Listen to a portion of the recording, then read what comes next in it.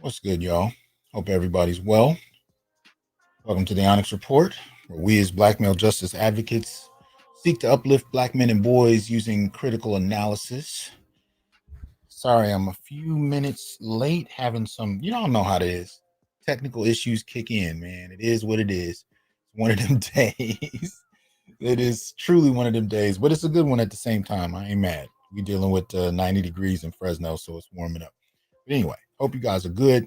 As y'all know, I like to start the show with some appreciation from my subscribers. If you're interested in supporting the show, you can do so. You can see the links on the screen. We're broadcasting today on YouTube, on innerlightradio.com, on LinkedIn, and we're on Twitch. And you can support the show through Patreon, Cash App, PayPal, Venmo. And if you go to Patreon, you can become a subscriber and supporter of both the Onyx Report and the Institute for Black Male Studies, and support the show on a monthly basis through there. Or you can do so through Super Chat right here on YouTube. So I hope that you will consider doing that. Help us to continue doing what we're doing. In the meantime, let me briefly thank my subscribers. So let's check this out.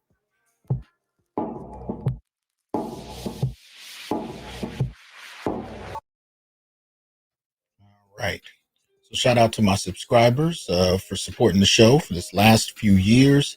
I am definitely in appreciation. Let's see, got a slightly different office configuration going, so I do apologize. Trying to get it together, y'all. It's getting better and better. Shout out to JP, Hybrid Ninjas. What's going on? What's up, Brandon?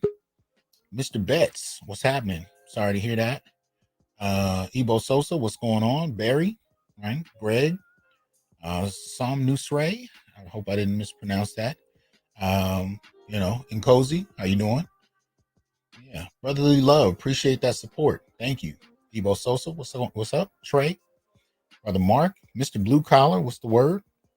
Now today, since we are dealing, and we're going to cut straight to it, we're dealing with a couple of different issues because there's a lot going on, most particularly a lot of bullshit, to be honest with you. What's up, Ron? Jason, what's going on? Ahmed. I needed to bring in some brothers that can definitely help add to the discussion because they're over there dealing with it as well. So let me first bring up my special guest, Brother BGS. What's good with you, sir? On your left, Doc. Much appreciation. I see school is out. So it is. Shout out to Cameron. Appreciate that support, good brother. Mr. Coakley, what's up? And alongside the good brother BGS, who is he's got a standing invitation for the rest of life. And just put it that way. That's my brother right there. I got to bring in another good brother of mine who I'm gonna have to shout him out in this show, man, because he's been having me just crying this week, and he knows it. And he be laughing because he know he got me. As soon as he drops certain words, I'm just crying. But let me get my brother Marcus Aurelius in here. What's up, man? I just want to say, Marcus, you ain't shit, but let's get that out of the way. Mr. Blue Collar, appreciate that support, good brother. Now, Marcus, what's good with you, man? Can you hear us? We can't hear you. Probably can't hear me. Okay, the mic is on. The mic works better when it's on.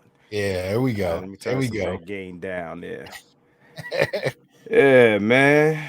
What's popping? It's a lot. It's a lot. But you know I gotta tell people how you had me crying this week. So I just need to know if you ready for that? Are you saving that? You gonna, let a brother know. I'll give you Nah, talk about that. Let's talk. We could talk about the post. Everybody saw the post. I posted it in the community tab. You know what? I'm gonna save it for a minute. We're gonna start off first I was talking to BGS earlier today, and all kind of shit just jumped off. So the first thing I wanted us to deal with is this whole question with, Dave Chappelle. I got some video clips that hit. I mean, this must have been like 2 or 3 last night. Somebody sent a bunch of these to me, and I thought it was like a joke. I really didn't take it seriously at first. And I was like, wait a minute, I ain't seen these before. This looks real, and that became a whole thing. So let me kind of see if I can queue up a few of these so we can check this out. So I'm sure everybody, a lot of people know, but if they don't, I'll go ahead and see if I can pull it up. Because there's been so much of this happening, apparently. But so there we go. So let me try and enlarge some of these. So this is Dave dealing with, oh man, lost it. There we go. All right. I don't know why it's that wide. Let's see if I can. Oh no, it is what it is. Mm-hmm. So here we go. All right. So this is Dave, as y'all know, dealing with the attack on stage. They showed it a few different times. I really need to find a way to make this a little bigger, but this is what we're talking about. So Dave, I think he was performing in LA. Was that right? Yeah, he was pouring at the Bowl, Hollywood Bowl. Yeah, I thought you would have went to check that out. You didn't go. You didn't feel like I didn't even know what was happening, so I didn't get the word. But it was sold out anyway. So he's on a tour. Yeah. So so you can see, he's dealing with it from there.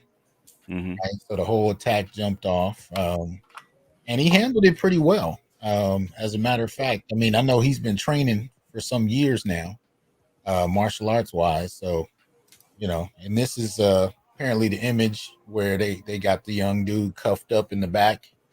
And it's my understanding that a couple celebrities were in the mix of that security getting blows in there. Oh, yeah, Jamie Foxx got his licks in. So yeah, Jamie. Yeah, You see them they pulled Dave out of there, so Dave was getting his in. I think Chris got a couple in too. Just for good measure. Yeah. And get his frustration out. And let's see here. We also had, so there's a few, but there's an interesting one where you get to actually see homeboy and getting kind of taken out into the ambulance.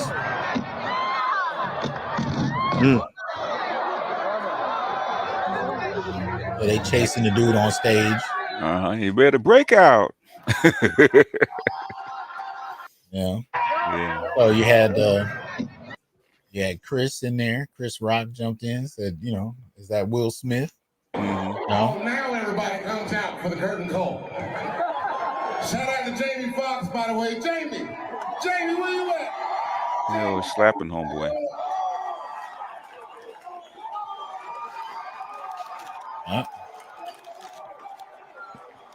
Jamie Foxx came out. Make some noise for Foxx.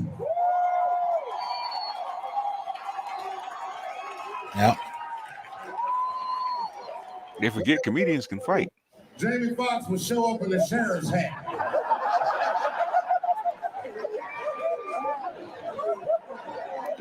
Yeah.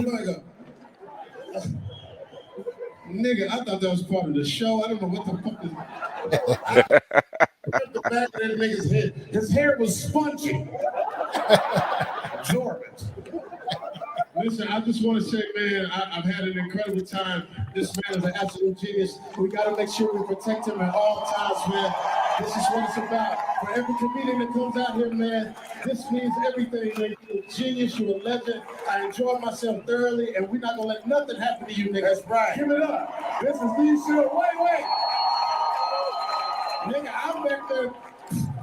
I've been doing this 35 years. I just stomped the nigga backstage.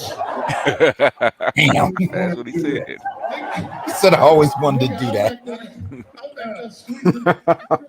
I think Busta Rhymes always like, that's how you do it, dog.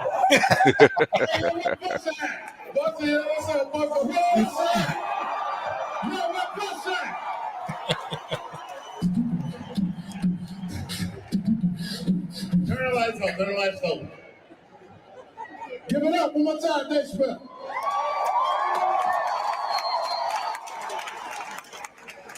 Wow.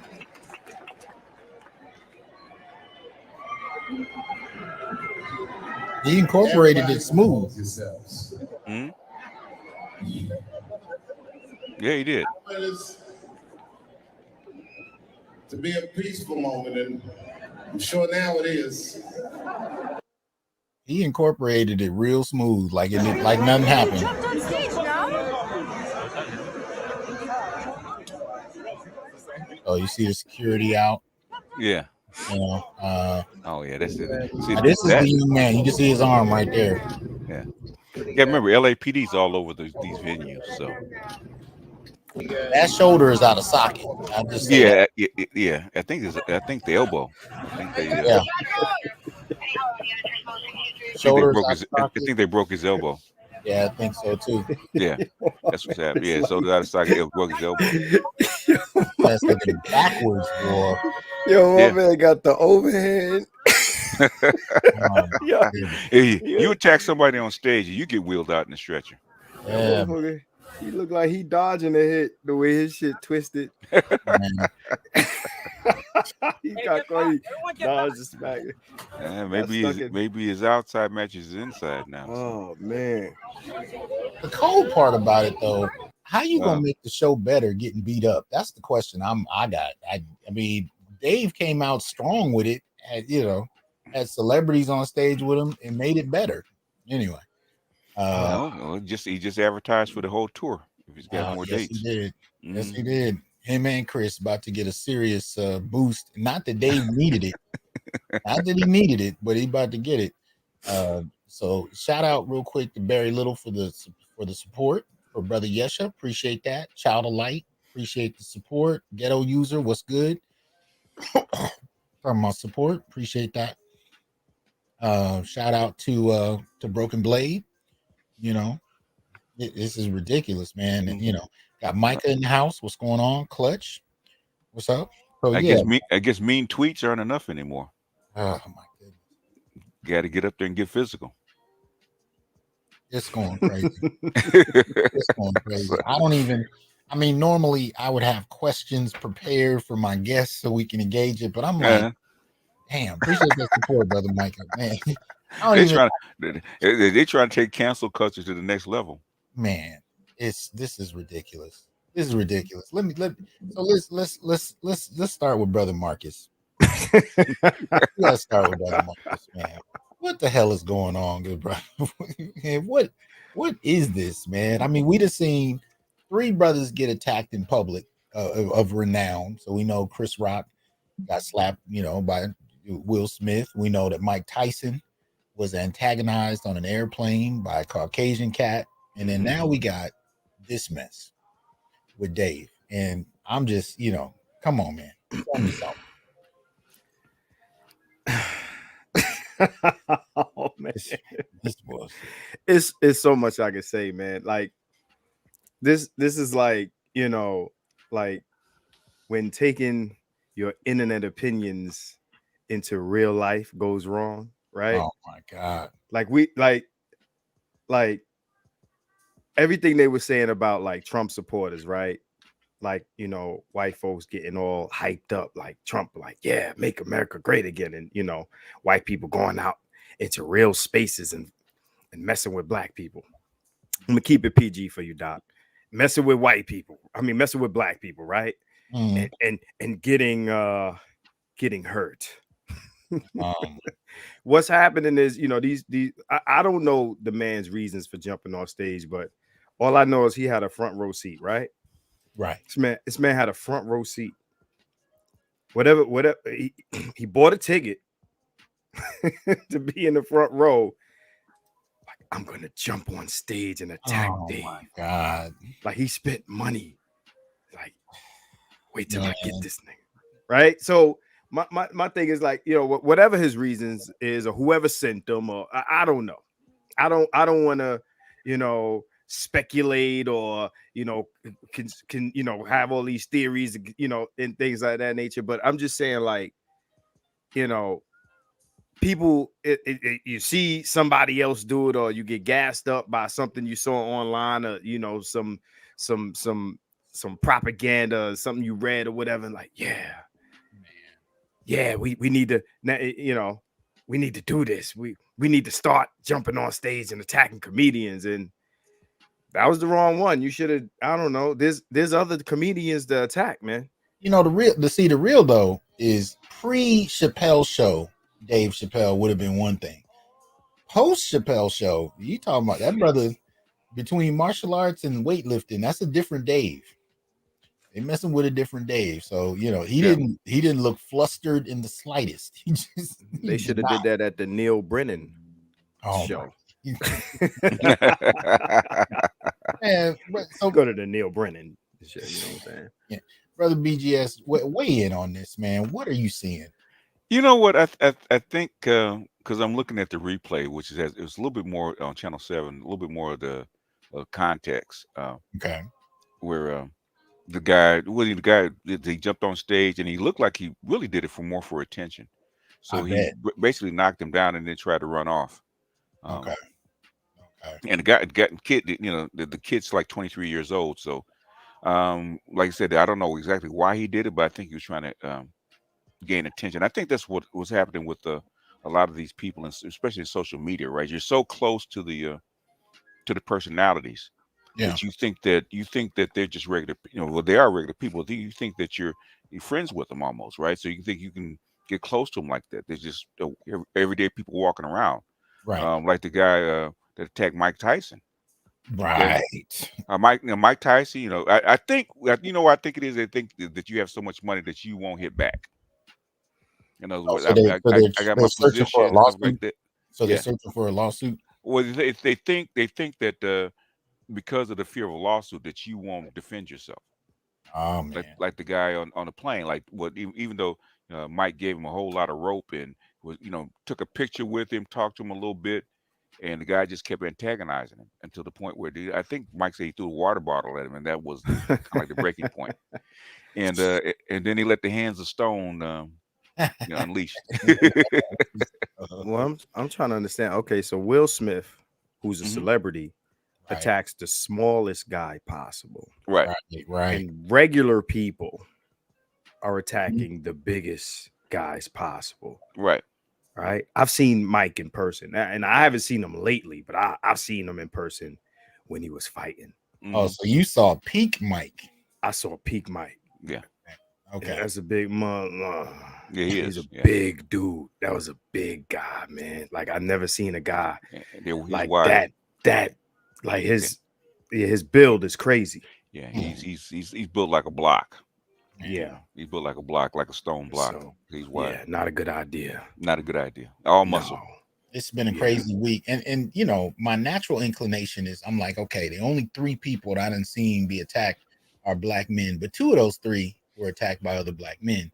And you know, the reasons for it were suspect across the board. This cat who attacked Dave, I'm waiting for some kind of story to explain it. I'm not usually the first one to jump on a story because I'd like to at least understand the dimensions of it. I really haven't heard anything yet about what the rationale was supposed to be, even if it's crazy. I haven't heard any rationale yet.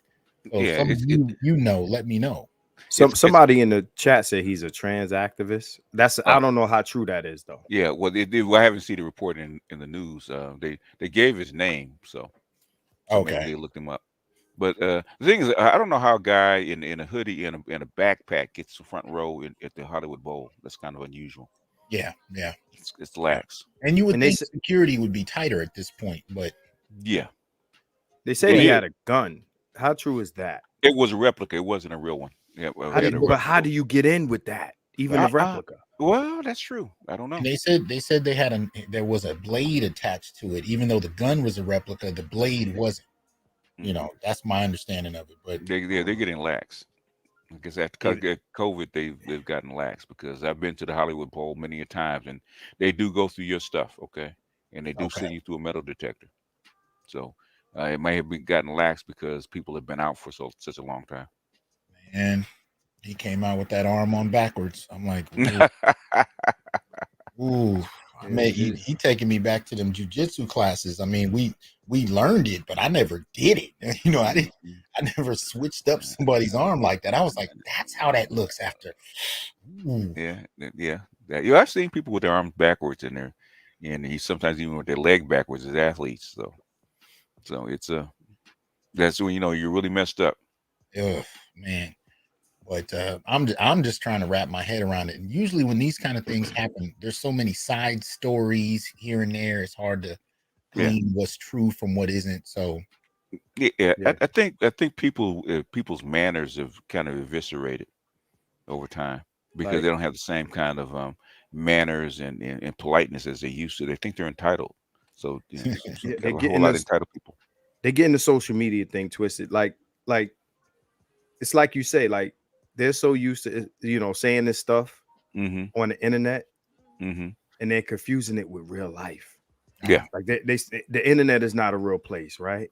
It's not a real place, and what people are doing is they're bringing this energy into real spaces.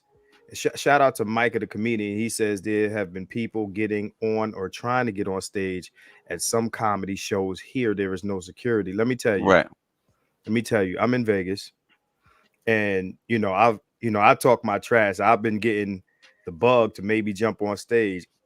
I'll shoot them off. We strapped out here. You know what I'm saying? Yes, sir. Yeah, in the show real quick. They don't. Yeah, they talk about the South and the Midwest about the gun culture. They don't know nothing about Nevada. Yeah, it's they wild, got wild nothing west. on Nevada. Wild, wild west. Shout out to Art of Ibmore, to Ronaldo, to Brother Paul for the Cash Apps. Appreciate that support. Shout out to MLR, our ongoing supporter of the show. Much appreciation, man. But I can see messing with you. It's about to be a different report. So we're gonna get upcoming comedian that shot somebody on stage at 11. If it keeps like, I think they'll have to intensify security at comedy shows, man, because this is what you don't like is when somebody sets a precedent, which is what Will Smith did. Sets a precedent that people feel okay. Chris Rock got slapped by Will Smith, so anybody lesser, basically we're entitled to go up and actually, put hands on when we don't like it. Pop. No, and I did see some lesser known comedians got staged by people. I did see that, but I didn't really process it and save those articles. But I saw a couple in the last 2 or 3 weeks, and I think it was T.I. I think you showed that, Marcus, about T.I. Going up on stage. Was that you? No, not on my. What T.I. went up on stage and I heard actually about took that the mic away from the comedian. So I heard about it. I didn't speak on it on any videos that I can remember. I might have mentioned, it's a short mention, but I didn't feature it. But like he's wilding, he's bugging out, and I like T.I., but he's bugging out.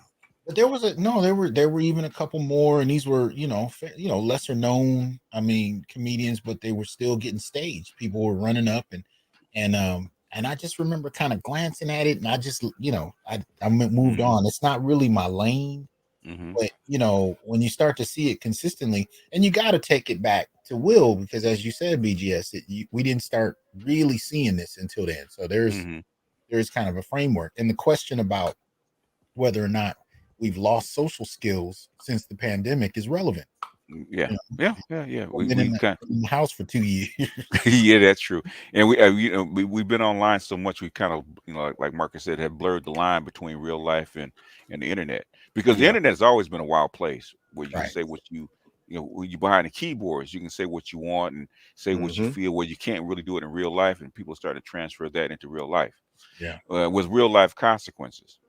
And somebody says it's orchestrated. Everything is not orchestrated. No, that was real. Oh my God. I heard Chris Rock might sue Will Smith. I want to see how many people after if the lawsuit happens. Nah, it's fake. What has to happen? That would have to happen. He would have to sue him. And I said, okay, I'm convinced. Well, I'll tell you this. That's right. That's right. You don't believe it. I don't believe it. It's fake. Now that one.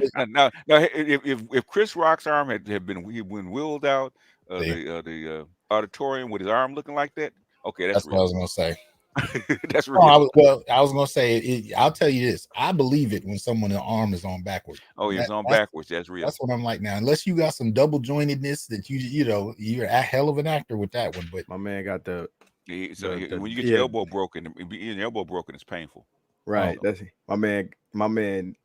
Arm on back was like Daffy Duck beak. Rabbit season, duck season. Yeah. That's cool. Yeah, it's one of the most painful things to get your elbow broken and your elbow is backwards. His elbow, he got his elbow broken. Yeah, that's painful. If we'll see if he gets the attention he wanted. That's a hell of a price for some attention. But and some people will do anything to be recognized. They gonna recognize the shit out of them. That's 8 weeks. That's 8 weeks worth of pain. If you got to have limbs on backward to be recognized, it's too much for the kid. I'm sorry. Well, whoever sent them, I hope they paid him enough. Man. Yeah. He paid a lot for those front row seats. I'll tell you that. You better get paid more for that. This wasn't in the contract for my arm to be on backward. You better be a raise. Right. Shout out to we got Brother AB in the chat. Shout out to Brother Malika. Hope y'all are well. Brother Hakeem, appreciate that support.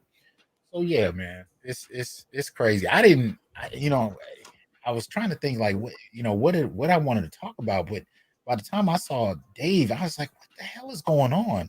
Mm-hmm. But I am inclined to think that there's something, I think there's something going on as far as people, just acclimating to being out, to being in public spaces, to even just having to deal with people again. I mean, it's just been a crazy last few years. And I think a lot of us underestimate to what extent, I had some students, the other day we were having a discussion and we had just watched a film that dealt with 9/11.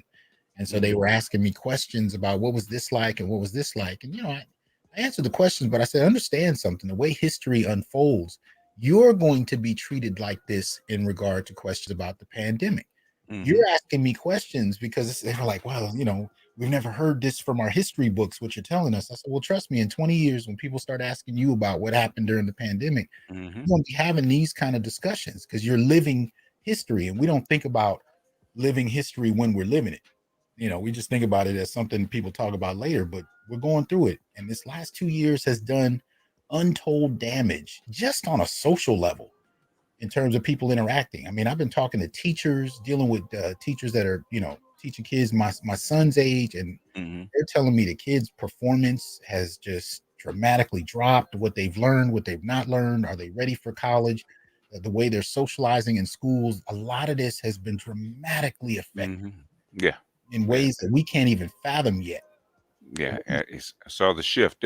The old question was, especially with kids in school, is for 200 years you've been taught one way and socialized to learn one way. What happens when that way is actually gone? Learning online is a completely different medium. Yeah, it is. Because you have to be more be a more of a self-starter. Because there's nobody there, teacher there, actually look at you and make sure that you staying on task. Right. So. No, and teaching online is a different thing, by the way. Oh, yeah. Well, we'll speak on it, Doc. Well, all I'm gonna say is rolling from my room to the office is an excellent way to make sure I'm on time. But, I don't have any problem with it at all. Shout out to Malcolm for the support. But I will say this: students don't learn as well. Okay. Online. So the cost is, it's convenient, all of that jazz, but it really sets students back, especially if you're already talking about Black students who are already set back for a variety of reasons in terms of K through 12 preparation. And then you got the whole issue of technology. I think I've said this before.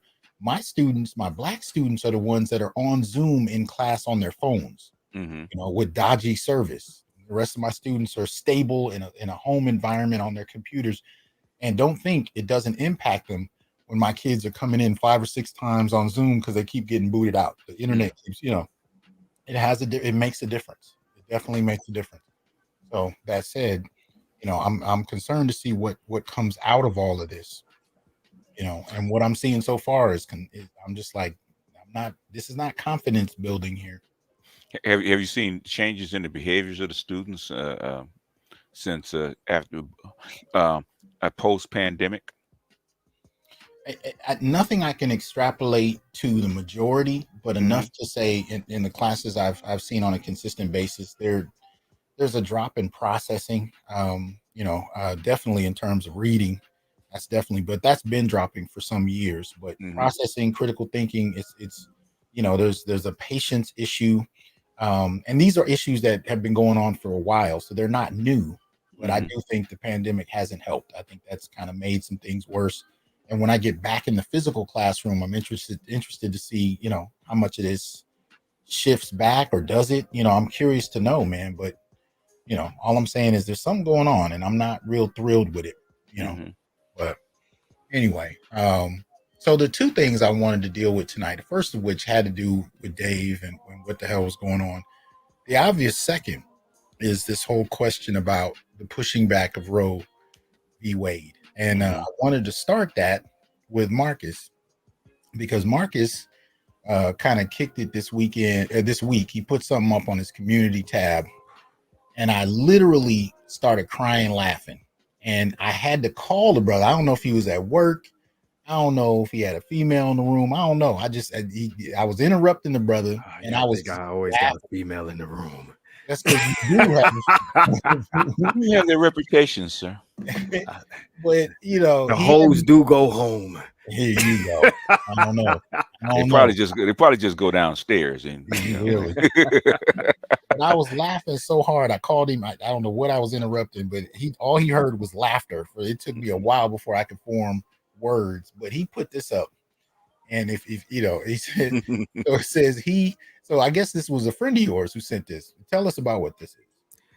My account was hacked, sir. Okay. So one of my photographer guys, right? He shall go unnamed. He used to have all these red pill talking points. So now he's in a relationship. So now he's he's cipher. He's a cipher now. He's flipped. So now he says, okay. He who hath not a uterus should shutteth the fucketh up, right? Fallopians 1313. Which I thought was cute. Fallopians. That's bars. I ain't gonna front. He who hath to pay child support, mouth may runneth over. Fuck out of here, PNs. 316. You don't understand, man. I sent that to my father and he was dying. I was crying. I said, no, he didn't. And tell your boy that the steak's not real, though, man. Oh, my goodness. I said, this is classic Marcus. If you're not familiar, you definitely got to support the Keep It 100 channel, because this is how I got to know him, through Facebook. He would drop these comments in the middle of the debate, and I'd be like, who is this guy? the nerve. The noise. I mean, how you gonna dunk on people and teabag them at the same time? Huh? Oh man, I was dying. I said, oh my God, he who hath to pay child support, mouth may runneth over. Fuck out of here, being 316. He ain't respond. I don't think he did. He didn't respond at all. He didn't, because he know it'll be more. They just leave me alone, man. Like me and that's my man. We got history. He just like, oh, here we go. Yeah, you win. Man, I called Marcus crying. I'm telling you, that was so bad. I couldn't even get a word out for the longest. He was like, "What, man? What? You all right?" Yeah, he dropped them. Don't even know he dropped them. No, man, just jewels. Yeah, man. Oh man, yeah. Like I said on my last stream, man. Most of my pushback nowadays, because I have a long history of debating women on Facebook, and Doc can tell you, Doc has been on my way before YouTube. Both of us before YouTube, we have a long Facebook history, right? And And you know, I'm going back and forth with these women on Facebook for these long posts and 300 replies and real talk. But now it's men. Okay. Yeah. I'm going back and forth with more men on Facebook and other social media. The same topics. And is bugging me out. Right. Is, you know, it's crazy. I understand. It's definitely something I've been getting used to this last few years, where, you know, the more I've started to criticize, you know, certain practices, especially in regard to gender, you know, I've always had, you know, feminists that, you know, been the main issue, or female feminists, I should say. But then I started getting these male feminists, and then I get dudes who really haven't read enough feminism or feminist works to call themselves feminists. They just know that protecting women is the primary gesture. In the sense that they feel that they need to protect women because I levy a critique is part of my issue. Because it's like you're not talking about someone who's running around trying to hit women with sticks. I'm offering a critique based on something I'm analyzing, and you seem to feel the need to put a cape on without even looking at what I'm proposing, what I'm putting on the table. And so it's real interesting to me how that's happened. But apparently this has been happening to Marcus quite a bit lately. So yeah, it's always been there. You know, that winter soldier chip has always been there. It's just because of social media, you actually see it now. It's always been there. Yeah. Salute to Afro Shop. Appreciate that support. But as far as this you know, Roe v. Wade dynamic, you know, weigh in on this, BGS. What are your thoughts about this? Okay, I actually have been doing this kind of stuff for like the last 5 years when I actually first heard about the heartbeat bills getting ready to come out, right? So my research says is that the birth rate is going down, right? What you want to do in any modern state is keep your birth rate stable, okay?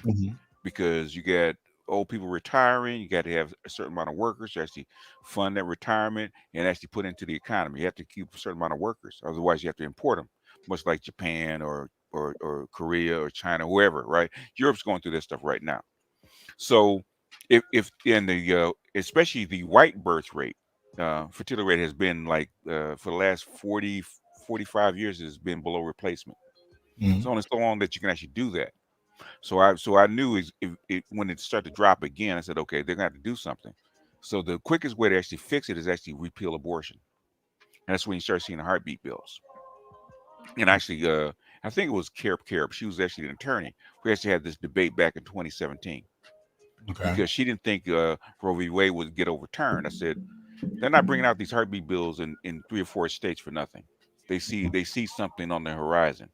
So when it actually came down to, even though it hasn't been officially overturned, that leaked document kind of tells me that's where they're headed. So I'm not surprised. Okay. And plus, right after this, I actually looked up Texas's 2021 birth rate. Right, they're having a record birth rate because Texas is the only state that actually enforces the heartbeat bill. So what they did as far as abolishing abortion actually worked because they're having a bumper crop of babies being born in Texas. Okay. Now, Marcus, what do you think the average brother, and shout out to Jay Cleveland for the support, appreciate that.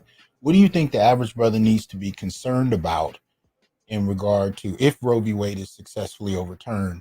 What would you say everyday brothers need to be looking out for?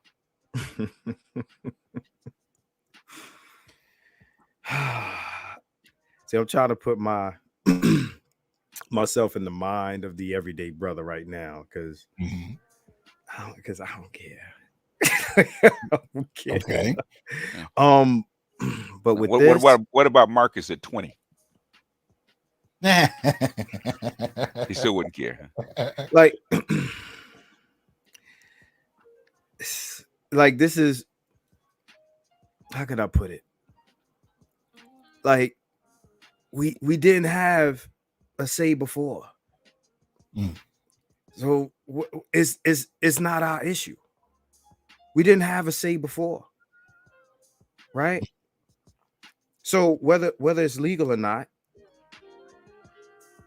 there's no levers for us to pull, right? So I mean, it's hard for me to say, like,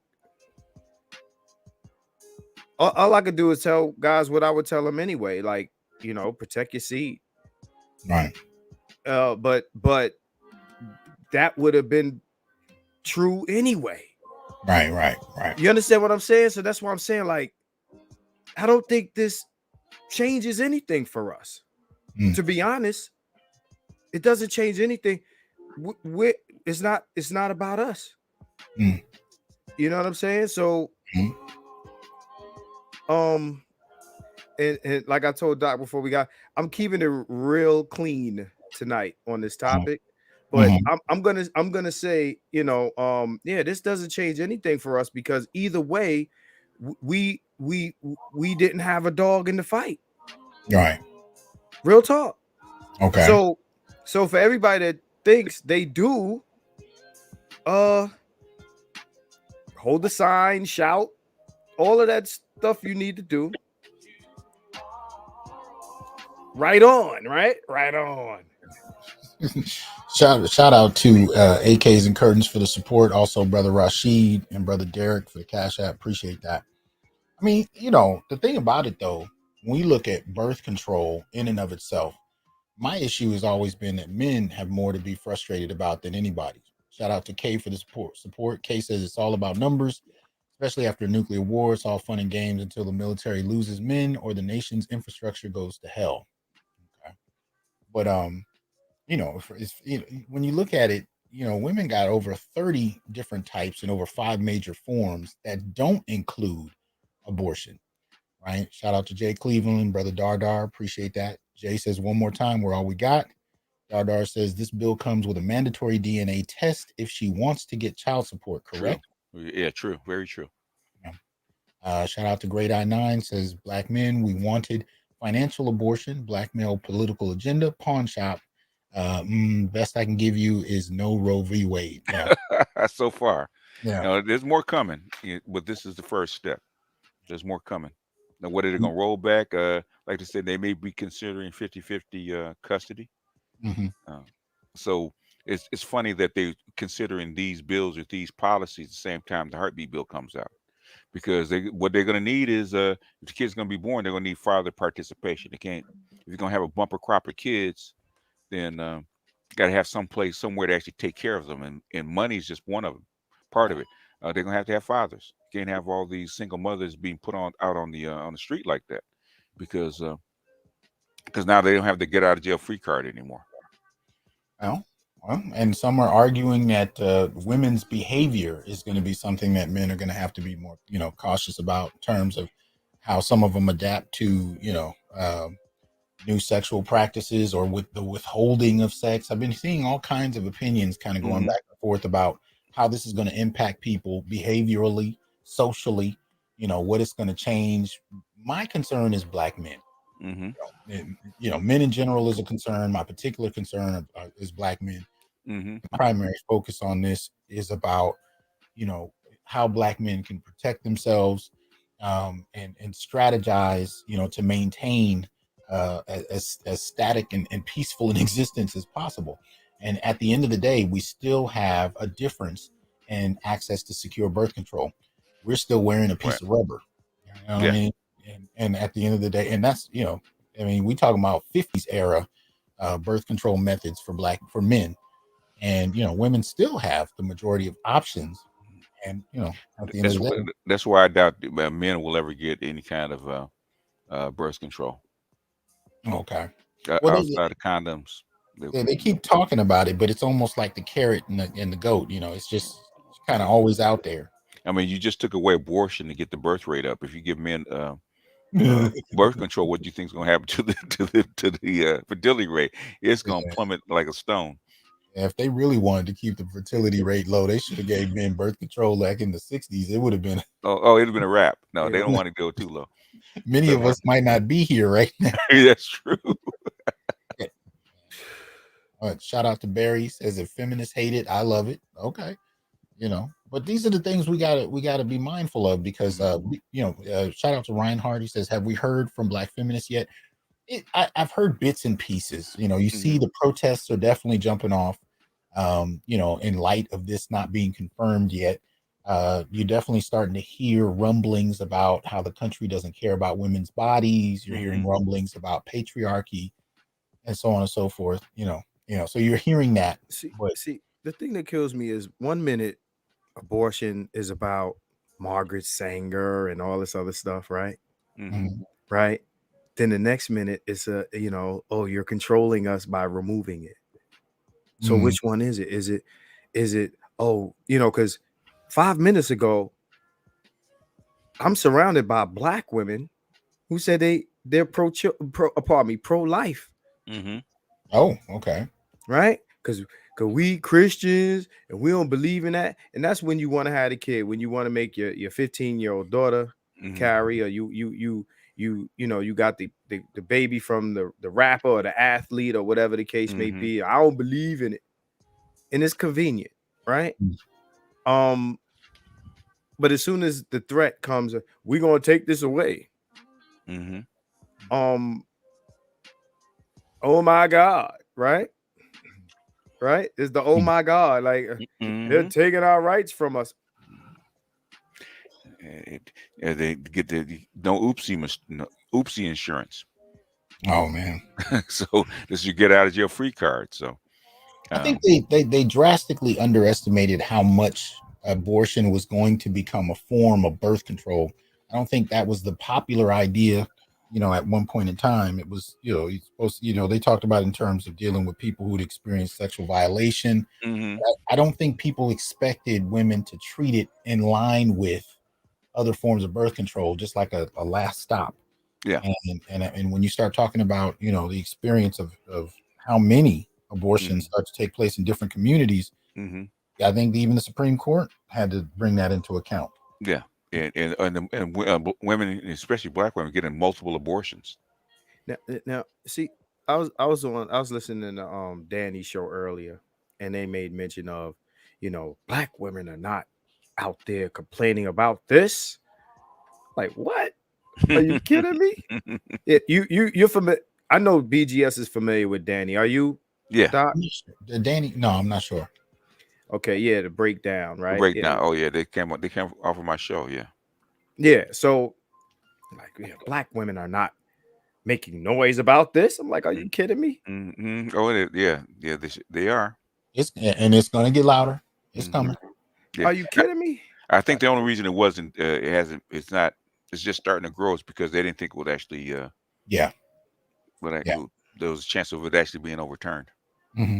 Like, you really think that the white government wants to make black women have more babies?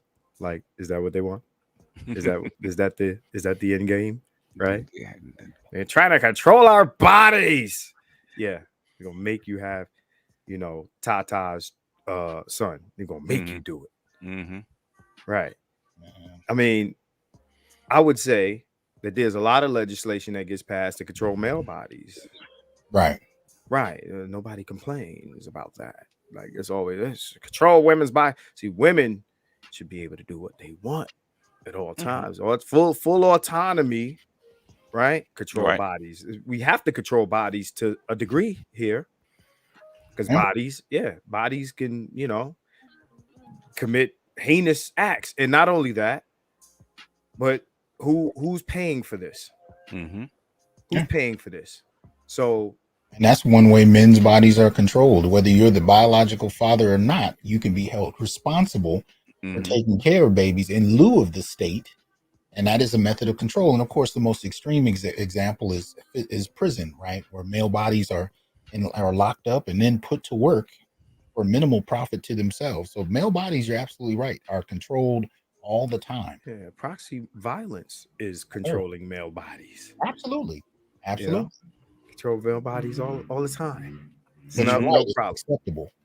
It's acceptable when male bodies are controlled. Yeah, because we're the slaves. Yeah. We're the slaves. Yeah.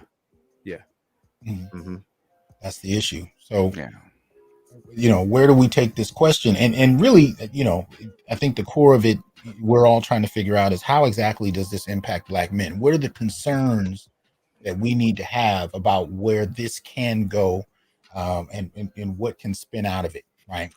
Well, since by a percentage, Black women get more abortions than anybody, which they use as birth control or get out of jail free card. And Black men that are out there, especially brothers out there being reckless, okay, and depending on that get out of jail free card, okay, it doesn't exist anymore. Mm-hmm. So you're gonna have to be a lot more responsible, a lot more careful with your, like what Marcus said, with your seed. Mm-hmm. So yeah, that's the best I can tell them, you know, but I would tell them that anyway, Right. because the lever has never been in your hand, Right. you know. Yeah, so Well, the first thing I would tell people is get you one of these. Get you one of these. I'm a Black masculinist. I heard that. Let them know up front. You get that on my Institute for Black Male Studies website. Go ahead and pick you up. you got medium. I need a medium. I need a compression lycra material. You know, you know, yeah, for the gym. You know what I'm saying? compression fabric, wicker. With that sweater. You know what? I'll actually look into that just for you. I'll look into that. Yeah. Because if they're gonna have more babies, the state will come to collect. Okay, they will put you on child support, and it might be, and in some states it's mandatory. Mm-hmm. If you come up with a DNA test, it is mandatory that you pay child support. So, so we have to see how it's going to shake out. And if the economy does a downturn, the womb hustle, as I've heard it called at times, has been a popular go-to for, I don't know, a good millennia. It's just, you know, it's a useful way to extract resources. But again, when you have men that are babysitting, when you have men that even underage young men who've been violated, and those men can be put on child support for babies they didn't authorize, babies that aren't theirs, you need to be extremely careful. You know, be extremely careful. And that's one of the things that I want to push out to brothers in terms of navigating this. Take nothing lightly. Nothing lightly. Yeah. Just shameless plug. My next stream is called Protect Yourself at All Times. And and I will be taking a very rated R approach to this topic that we're speaking about now, because I do agree with what you're saying. And, you know, I it's tough love, man, at this point. Like, how else do you speak to, you know, to Black men, like with all the things that we're seeing? Yeah. At this point, like, it's in front of you. You're seeing it happen. Right. And, you know, I was on with Gigi last night, G with the PhD. And, you know, shout out to Green Gorilla. Yeah, shout out to Green Gorilla. And we spoke about, you know, Shaquille O'Neal. Right. And you know, he was talking about, he feels that, you know, Shaq is ignorant to the realities of Black men and boys and things of that nature, you know, getting the support and the help that they need, et cetera, et cetera, et cetera. And, you know, at the end of the day, the conversation was in the context of, well, we need to somehow convince Shaq and these women that, you know, these are not the outcomes that we want. And my position is, if you repeat an action, like an action repeated is not a mistake, it's a choice, right? And it's a decision. And I feel like people are making the conscious decision for these outcomes. And I think that we need to accept that and move from there, as opposed to thinking that we're in a position or in a place where we need to open their eyes and wake them up to the reality that they already know. And I compared it to how, you know, Second Amendment gun rights people have accepted the school shooting as the price for their freedom to have guns. Right. And I think that what we're dealing with is women who have accepted, you know, men and boys' failures for the price of their freedom and their Black girl magic and all of this other stuff. Right. So I think that Black men at this point have to accept that as a reality and move accordingly to that, as opposed to, hey, we need to. No, you don't. You can't negotiate with the terrorists, right? They're terrorists. They don't want what you want. So what I would tell men as these things continue to happen is just be on your job and be safe. As far as the women is concerned,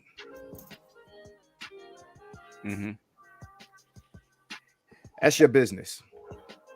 Well, it's interesting because over the last few years, when I've gotten into debates about, unexpected pregnancies, birth control, one of my issues with birth control is that because, shout out to Dr. Thunder, what's up with you, man? Because men have had such limited access to adequate birth control, let alone as many different options as women do. This, in my assessment, this has given women an incredible amount of power over the whole process, where you're, as a young man most particularly, but any man really, you're on the hook for 18 years behind her whim, your whole life over what can be just a few minutes of sex. And for a lot of people, that's actually approval from men, that if they had sex, then they should be on the hook, right? The idea is, if you had sex, it doesn't matter what you think, doesn't matter what you value, you're on the hook. As long as it happens, it's your fault. You should have kept it in your pants is one of the things I've heard the most. Old patriarchal law. Yeah, but the irony is, prior to the pill, I used to, I would read about people talking about, well, you should have kept your legs closed, right? If you got pregnant, you should have kept your legs closed. And then all of a sudden, when they had birth control options, the conversation eventually switches to men should have kept it in your pants. And it's right. But to me, I look at this as, what we've been seeing the last few decades as the weaponization of human nature, especially for young men, and having it used against them, for various reasons. And this is one of the reasons that we advocate here on the Onyx Report. We advocate for financial abortion, as was stated by one of the listeners a little bit earlier. You can find this on the Black Male Political Agenda. This is under point 1 of the 14-point Black Male Political Agenda. I'll take it back to the top just so you can see it. This is on newblackmasculinities.wordpress.com. Brothers have been posting it in the chat, so much appreciation for that. But as you delve into it, point D right there, 1D. As we understand the law, it is a woman's right to choose whether or not she will carry a baby to term, put the child up for adoption, or abort it. Therefore, within the first 6 months of being informed about the pregnancy, men should have the right to financially disassociate themselves from the pregnancy. So in other words, if it's her body, her choice, it should be his wallet, his choice. And notice it says from the first 6 months of being informed, not the first 6 months of pregnancy, the first 6 months of being informed. So I don't care if the kid is 17 and a half and someone's trying to hit you up for retroactive child support. Within 6 months of him being officially told, right, have the option to decide if he wants to participate or not. And this has been weaponized against men for quite a while. So now, with the potential overturning of Roe v. Wade, this question going back to the states, we're gonna have to closely look at how that impacts, the things we're pushing for. But BGS, you had talked to me before about where you saw the states were on this. What is your assessment of that? As far as 50-50 custody, or no, as far as Roe v. Wade in particular. Roe v. Wade. My last count, I think there was 13 states that had some kind of legislation of a heartbeat bill or anti-abortion, and I think there was another 7 states that have legislation pending, depending on the Supreme Court case.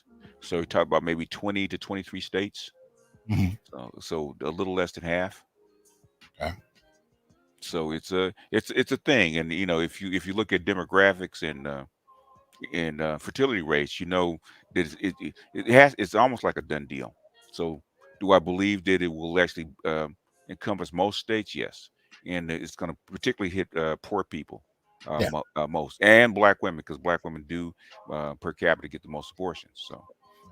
Well, and so we do know, especially for middle class women, they'll really just be traveling. But the question comes down to poor women who aren't going to be able to afford to. I think one of the things you pointed out earlier is Texas has already seen a bump in the birth rates behind the last year. So, they're having a record having a record crop of babies being born in 2021. Yeah. So right after they really cracked down on the abortions, all of a sudden babies were being born, which is their desired effect. Yeah, especially in those states down there. Yeah, yeah. Mm-hmm. Shout out to Reinhardt. Reinhardt says, "Why did it get leaked? Which side leaked it?" That's a question. I've heard. Sure. I'm hearing that the Democrats leaked it because they think that they're going to get sympathy from the left-leaning women. Right. That would, and increased protest and pressure might push this back the other way. Yeah, but one of the things it does reveal is how precarious this was set up legally in the first place. So there's whole questions about whether or not, Roe v. Wade was constitutional, so on and so forth. And so all of that is being reconsidered, all of that is being examined. And so I can see the Democrats releasing it because public pressure would be one of the last stops to, try and reverse it if they couldn't do so within the Supreme Court itself. Yeah, even with the bills being passed in different states, there hasn't been a whole lot of protests because I think they always thought that it'll be struck down by the Supreme Court. And the first inkling was when Supreme Court refused to actually strike down the one in Texas. So that was your inkling that they're probably going to lean that way when it actually is actually heard on the Supreme Court floor. So, shout out to my brother 72 Pass. He poses a question: what is the racial breakdown of the increased birth rate in Texas? They haven't given. It was just an article. They didn't give a racial breakdown of it. So, there wasn't a. They didn't give the study or the source. It was just an article, a couple of articles in Texas. They actually talked about the total rate of increase as far as babies being born. Okay. Where's this? Real quick question. Where's this male abortion pill that everybody's been talking about lately? Where's that? It's. I think they're talking about FDA trials. Right. They were talking about human trials a few months ago. But I mean, there's been a couple.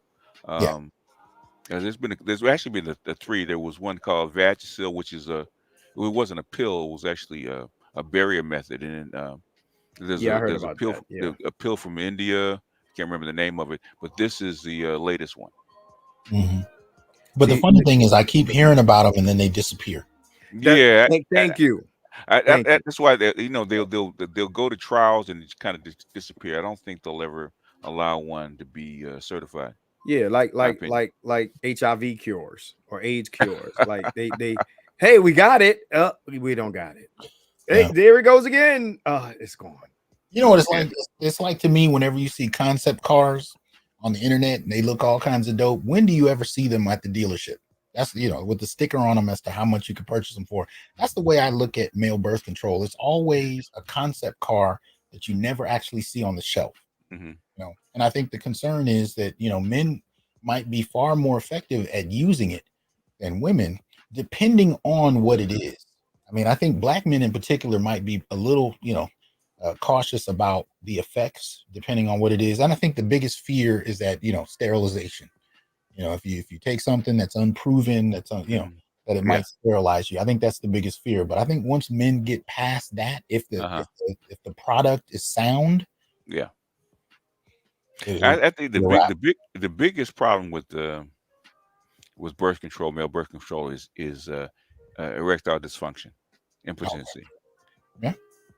Because you're messing with hormones, and the male erection is really, really common. You think the female orgasm is complex. The male erection is really, really complex. It's simple.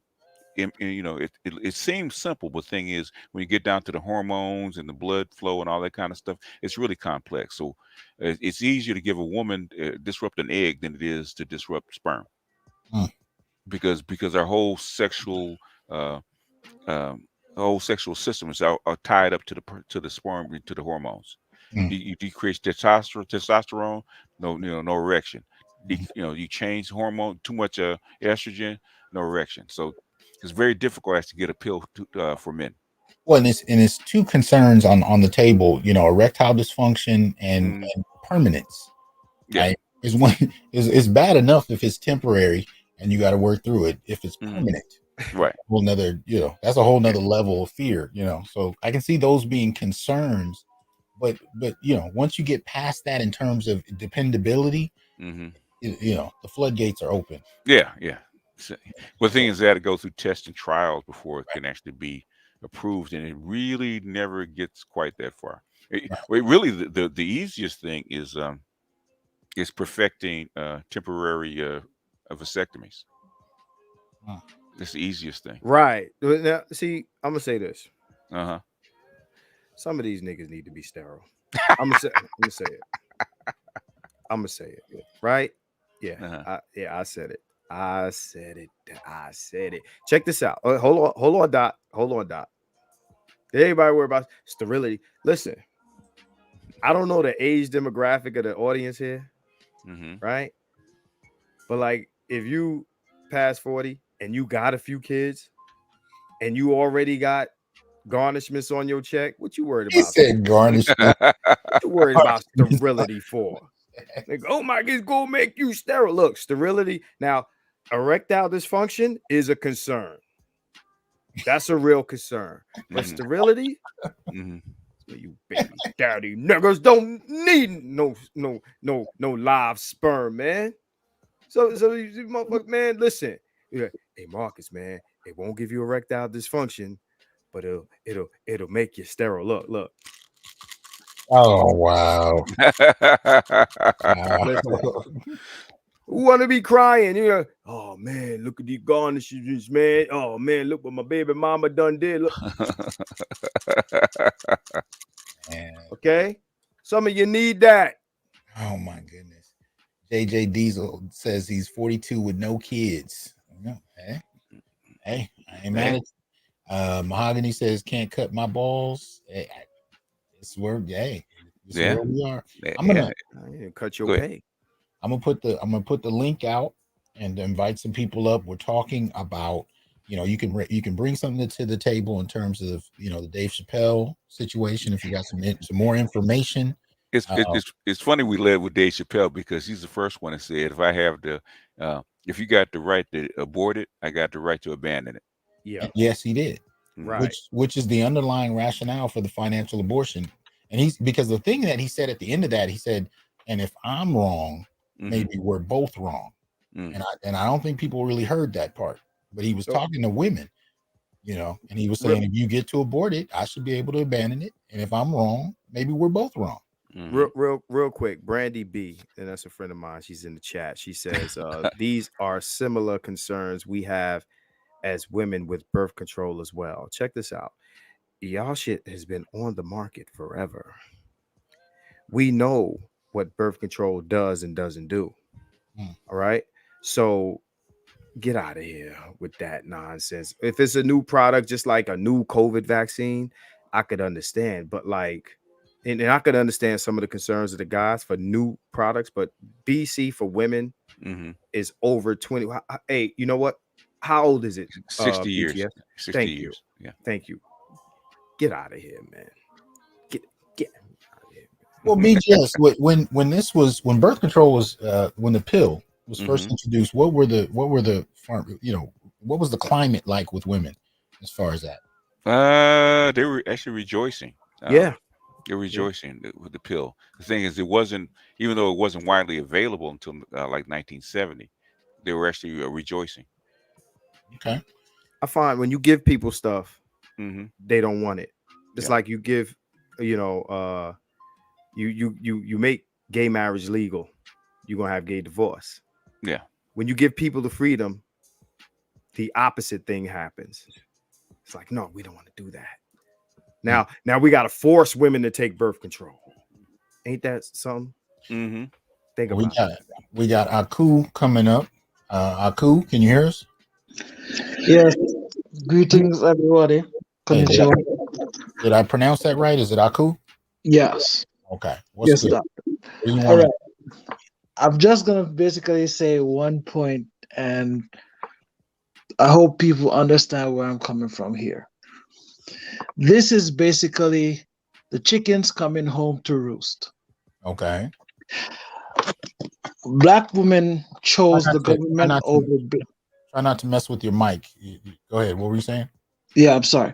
Black women chose the government over black men. They Okay. got free health care, all sort of benefits, protections, affirmative action.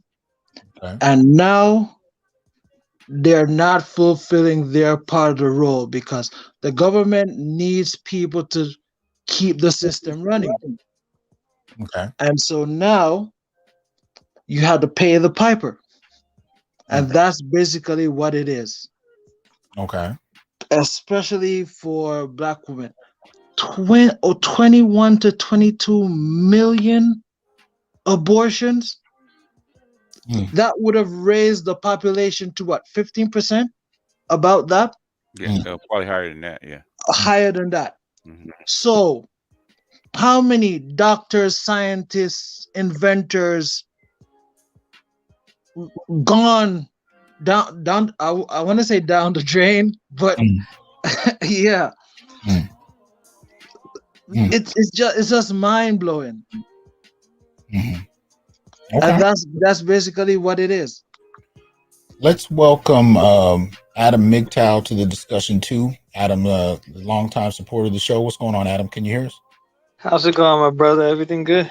Everything's good, man. Go ahead and chime in on this. Oh, Aku disappeared. I didn't wasn't necessarily trying to get him to leave, but appreciate your comments, bro. Go ahead, Adam. Give us your thoughts on some of this. Well, it's interesting that I mean, again, that it's not official, but basically the writing's on the wall with regards to the intent behind the document being released, and so pretty much women are gonna. I mean, as you guys said it earlier, it's not like they're really losing that much. I mean, they still have all those different forms of birth control, but now they're feeling just a tenth of what men feel when it comes to our reproductive rights, because we basically don't have any, so it was just interesting to see that. But I was in the comments section. It was interesting that someone was making a comment that using the fallback argument. Well, what if this disparate situation happens, and the woman is in a situation where she was violated or something of that nature, and now has to give birth to the child, excluding that birth control is part of the rape kit. It's an argument often used to. It's just interesting that type of argument is used to justify abortion. But when we use the same argument regarding men, like, well, what if a man, like you said earlier, a boy is violated and the woman choose to have the child anyway? There's no rape kit for that. There's no consideration for that. He just got to pay, just and see the offspring of his violator grow up. I mean, it's incredible how the cognitive dissonance, where it's that's justification for federal legislation on one end, but on the other hand, when it comes to men, and we don't really need to do anything about it. Just keep your pants. I mean, it's ridiculous. But it's acceptable as long as it's one directional in that manner. Right. Let's also welcome AB Media and Mr. Z. How y'all doing? What's going on, panel? BGS. Let's get go ahead, BJ. No, I was just saying hello. Okay, let's go ahead and get AB to weigh in on this, join the discussion. What are your thoughts on this, man? Well, as BGS pointed out, he was talking about this, more than 2 or 3 years ago. At least that's when I started listening to him, but he was talking about this was going to happen 2 or 3 years ago. He was. And here it is. And I'm glad you're pointing out that that doesn't let some of you brothers off the hook. You still got to watch where you stick it, because they're really going to come after you for child support now. Well, and we know one of the components to child support that is newly being discussed is how much earlier it can be sought after. Yeah. I mean, are they talking about doing like DNA tests in the womb or something while she's still pregnant? Yeah, prenatal fertility. Not fertility, but the DNA test. Yeah. Nicole said it. Yeah, they can be done pretty easily. Costs a little bit more though. Okay. We got Ian in the house. What's up, Ian? On What's your left, good? Ian. What's good? What's good? We're gonna go ahead and let Mr. Z join in, and then give Ian some time, and then we can chop it up. So, Mr. Z, what are your Okay. thoughts? Man, I'll say the same thing I said the other night. Listen here, white women.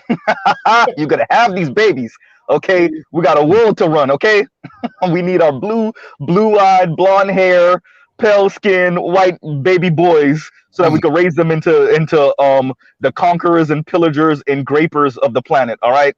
Wow. You think you're not gonna have my sons? You think you're not? You wait a minute. You think you black women now? Oh, okay. Watch this. So I'm being a bit facetious, but we all know that's what it really is. And I hope not too many black people get caught up in this. I agree with AB Media. Be careful, brothers. They essentially America sees what's going on around the world. Pretty much all developed countries' populations are going to crap. China got used to the one-child policy. They done bumped it up to three-child policy because their women are like, yeah, no, competition's too stiff, and if I can't make my children compete with the higher-ups, then I don't want to have children. Japan, they're having 1.4 children per woman. We know you need 2.1. South Korea is 0.9. Eastern Europe is looking like a goddamn ghost town. Western Europe, the Britons and the France and the Germanys of the world are not looking good. That's why Angela Merkel was importing Middle Easterners hand over fist. This is America's go at trying to stabilize the population.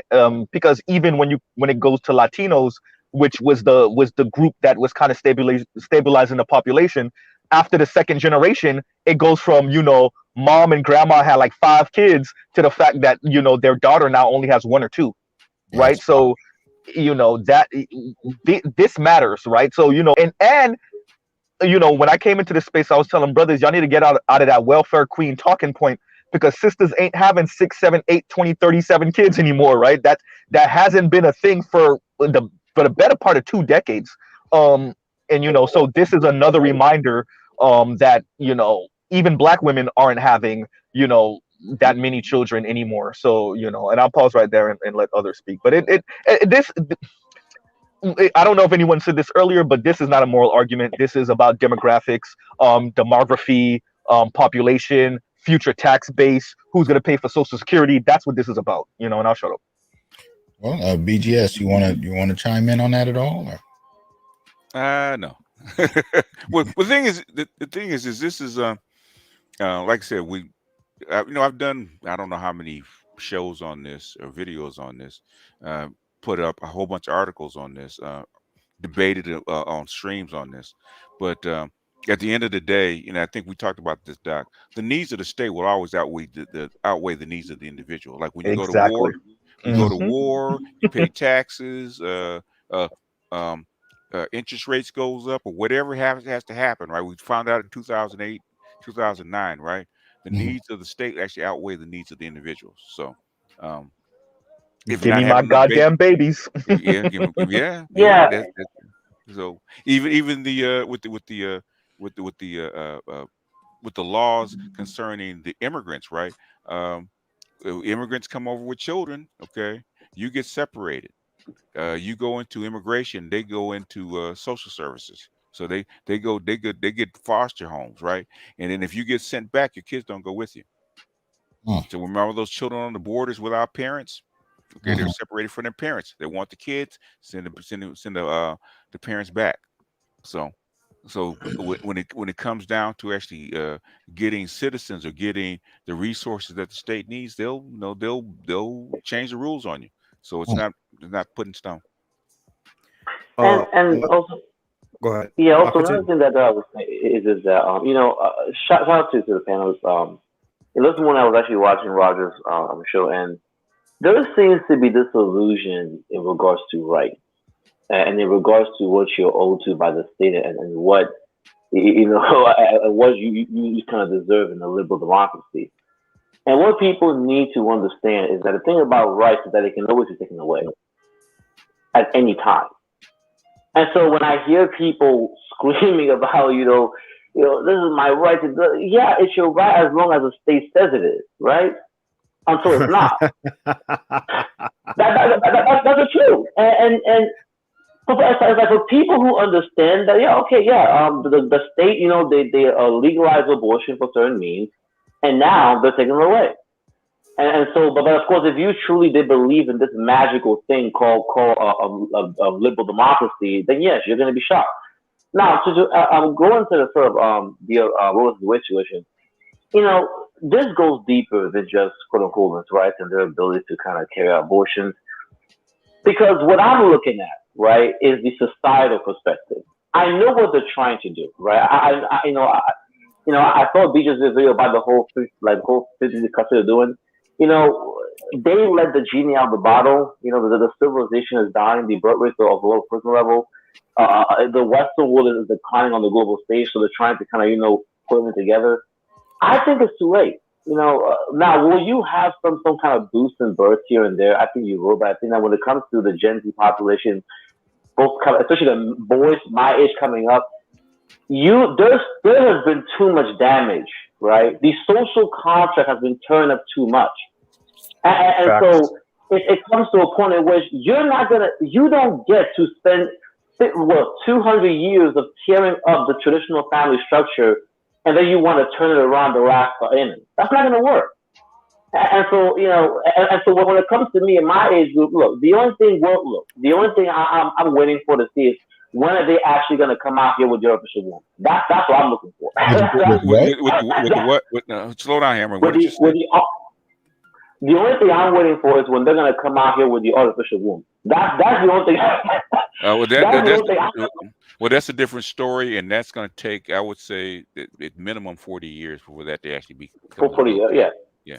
I mean, the equipment is there, but the thing is, for it actually be accepted, it's going to take, I'd say, at least a couple generations. So it's not anytime soon. But in the meantime, you can't let your population decline because a lot of your economic models depends on a certain amount of children being born. And BJ, let me ask you a question, BJ, right?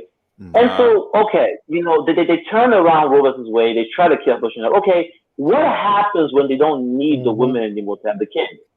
I think nobody's asking these questions. Okay, when they don't need women to produce children anymore, all they have to do is give the men the contraceptives. Okay, they get the men contraceptives. Wow. Men basically want sex more than babies.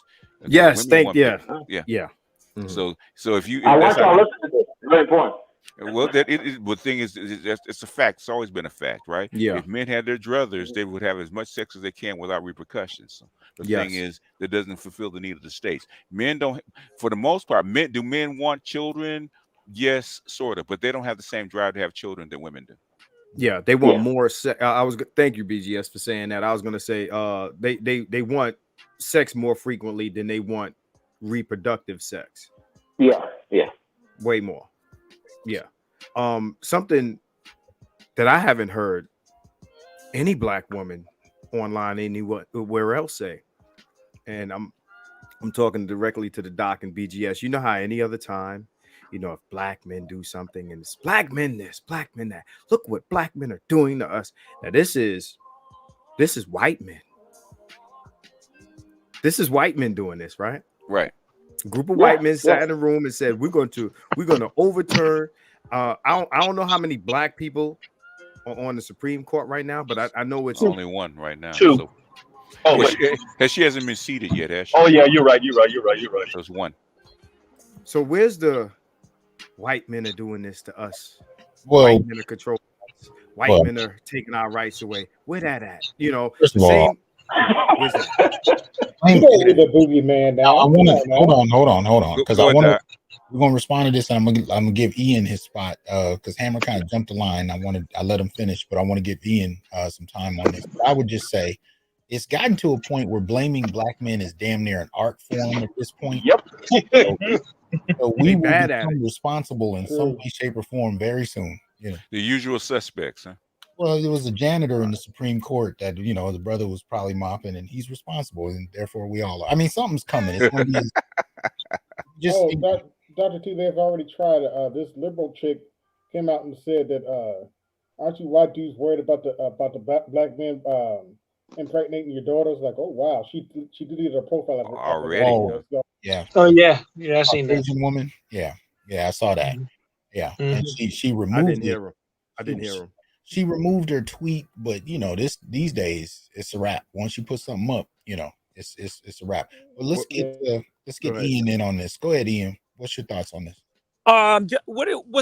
Is this centered just around the abortion aspect and what black women are feeling about this, or what? No, we're talking about Dave Chappelle. We're talking about Roe v. Wade. Chime in on wherever you're. Well, Dave Chappelle aspect, Will done fucked it up for all the comedians. So, what I'm saying, we'll leave that there. Will Smith simping, being controlled by his chick, going up there and slapping another dude. He's basically opened the door for that to continue for most comedians who say things that are not,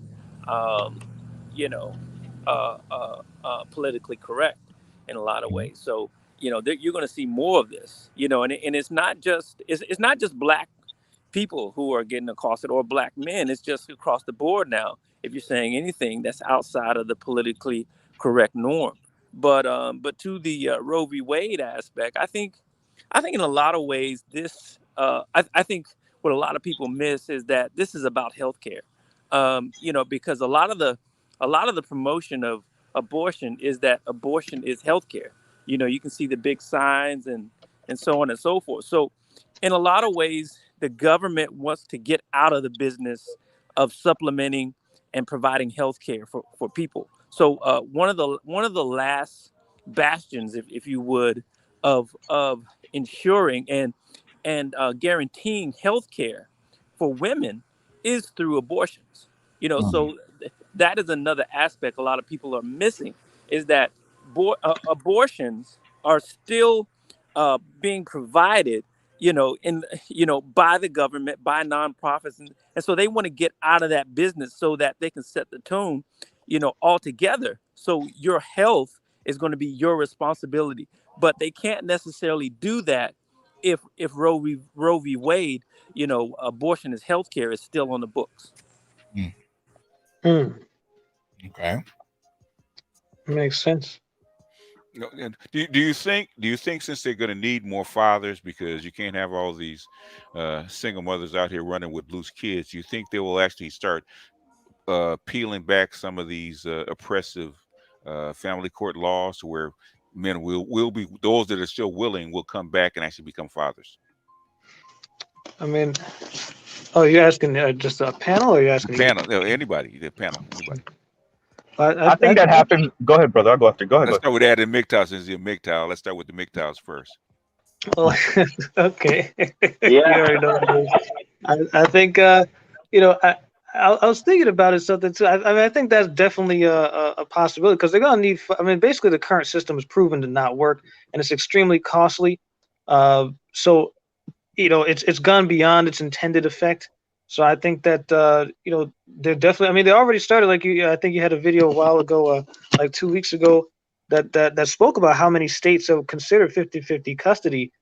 Something I was looking at, which I think is it's a silently growing trend, no pun intended, is the idea of stealthing as a civil tort, right? Oh, really?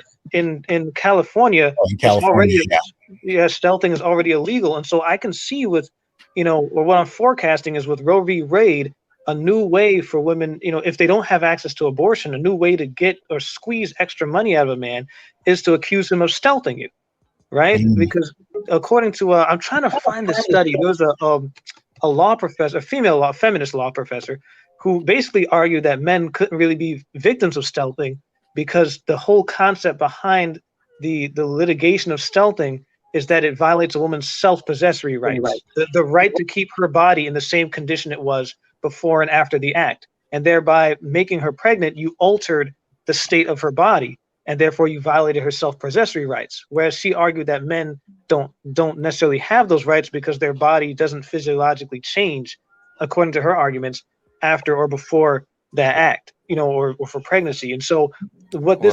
Well, how about his wallet, though?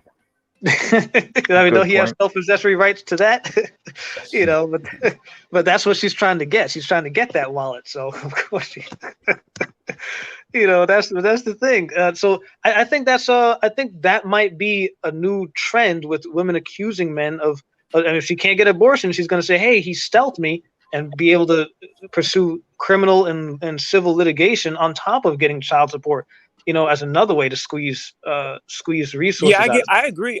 I think a lot of this is moving towards putting more, because we're trying to have a movement of masculinists. We're trying to get rights for men. I think this is going to fly. This is going to be in direct opposition of what we're trying to do as men. I think a lot more of the responsibility, a lot of the punitive corrections are going to be put on men as a result of this. I think that's what we're looking at. To directly answer BGS, I think culturally what was going on is what's gonna put men back in the homes to a certain extent and get some of those laws repealed. It's not, yes, politicians, but more what's going on culturally, right? Because when you're a judge and your son has been behind your back, maybe has been consuming SYSBM content, or if he's a white dude, so the white equivalent of SYSBM, I guess it'll be MGTOW or whatever. And you wonder why your 37-year-old son is not interested in being married or having children, right? Like that becomes a crisis, right? So, and I go ahead. I'm sorry. 14. Yeah, well, I remember watching a white content creator who said that, like, they're 16-year-old dudes that can recite divorce statistics, right? So like exactly what you're saying. Yeah. So yeah. My son told me, he said, yeah, Dad, me and my friends listen to the show. I was like, wow. Okay. That's boy, awesome. yeah. That's awesome. And his friends are not all black. And that's a professor's son, yo. And that's a professor's son. You see what I'm saying? So like, I think that go ahead. I think that too. Back to the point I was making in terms of where the government is going. I think in a lot of ways too, with this floodgates of this sex and not having abortions and less abortions, I think in a lot of ways this can be used to as a political football to move around in terms of the lockdown of certain demographics, I think. So I do think that, yeah. I think it's in a lot of ways, I mean, the government, white supremacy, they have at one time they're going to have several different benefits, and they could be dichotomous. They could be exact opposites. So I think, but one of the dichotomous opposite benefits would be the ability to say, okay, these people are out of control, having babies, so on and so forth, right? They're not able to take care of them, so on and so forth. Now we can put in more control measures, going to the whole Patriot Act thing. If you believe in that conspiracy theory, quote unquote. But I do think it ties into a lot of different benefits for white supremacy, and I think in one of them is the ability to lock us down, based on saying, okay, you guys are not in a position to take care of these children. We need to put a different social measures, institutional measures into controlling families, right? Because now we're already said that the man is not able to take care. Now, if they're going to say that the woman is not able to take care, that's justifiable now to come in and just take care of, take over the whole family and get rid of the family altogether. That's coming with the artificial womb. Okay. Okay. Go read Brave New World. Those who know. Yep. Yeah, okay, so I think our institutions are woefully behind kind of what's been percolating, especially online for the past. You could bring this back to Trump, right? How many people were like, yeah, Trump ain't gonna win, Hillary got this in the bag. And then the night of the election, their whole head was taken off their shoulders, right? I'm saying it's the same type of thing when it comes to how young men in general, so let's give or take under the age of 35, how they think about marriage and fatherhood and being a husband. And I really think that we have an old guard with an old world view of masculinity, and they really don't understand where their sons are heads are. Right. No, They really don't understand. Go ahead. I'm sorry. No, you're absolutely right. Shout out to the Roger Report. Glad to see you, man. I appreciate the support.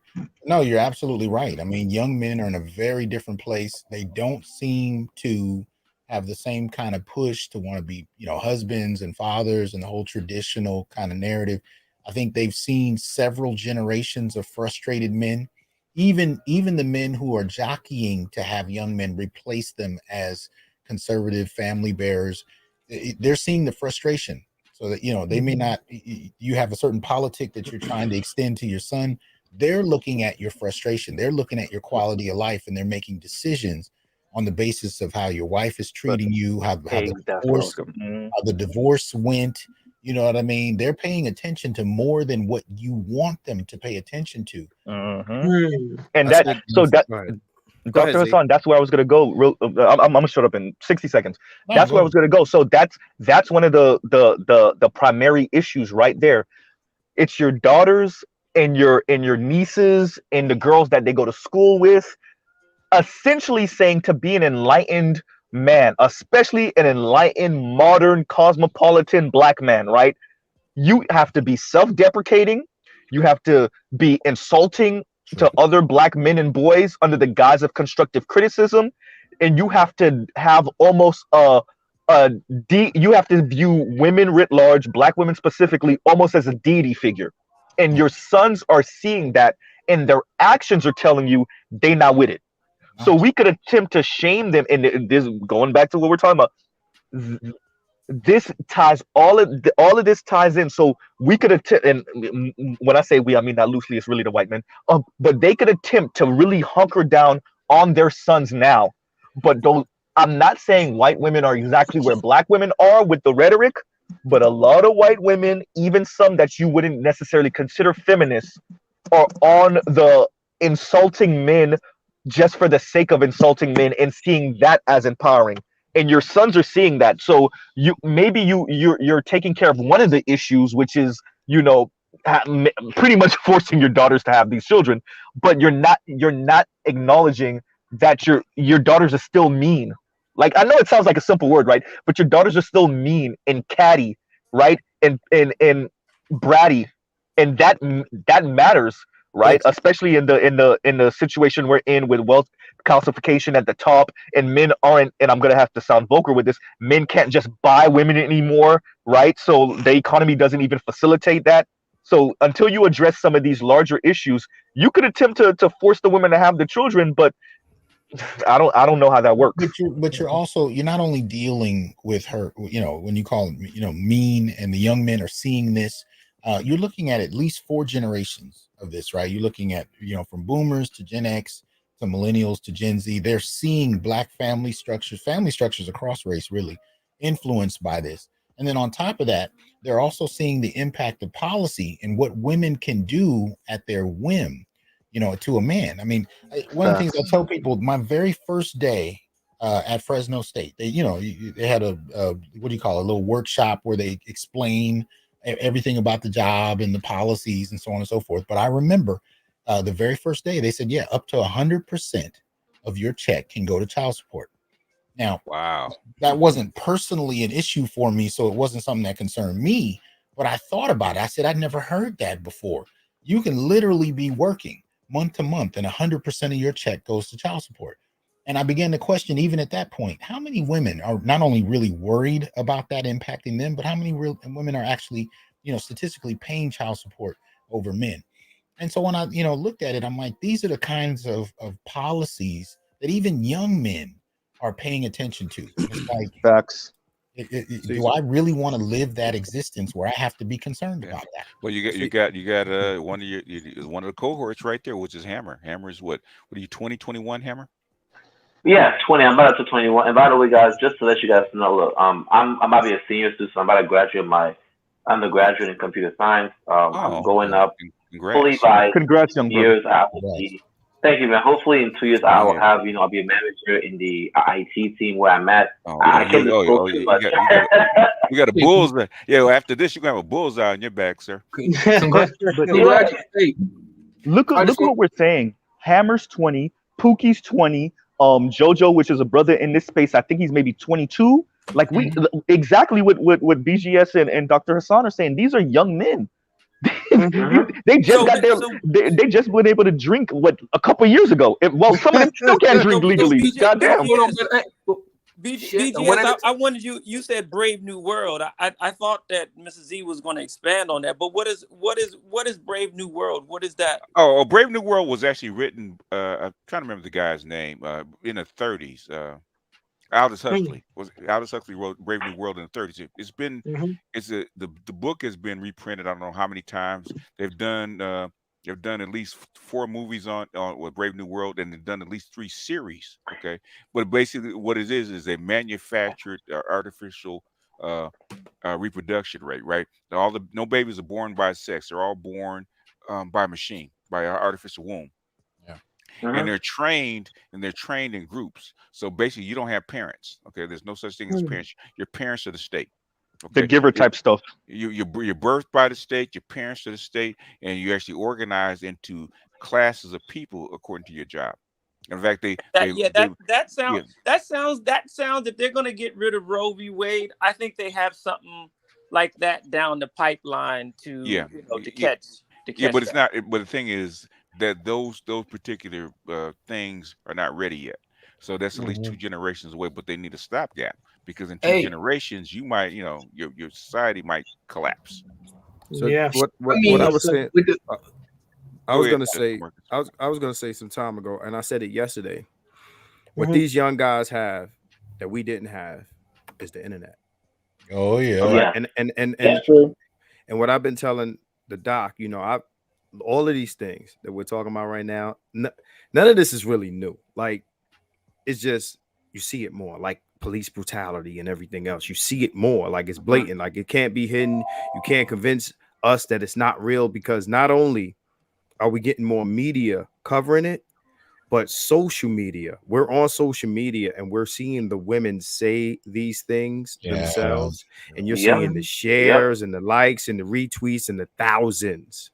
Okay, so that's something. It's like, and everybody has a phone in their hand, right? It's not. I said this on Gigi's show yesterday. It's not like back in the days how the kids, the parents would hide the porn and we would find the porn and we would see the porn. Now, he's shaking his head. Now it's like, it's like, it's on the phone.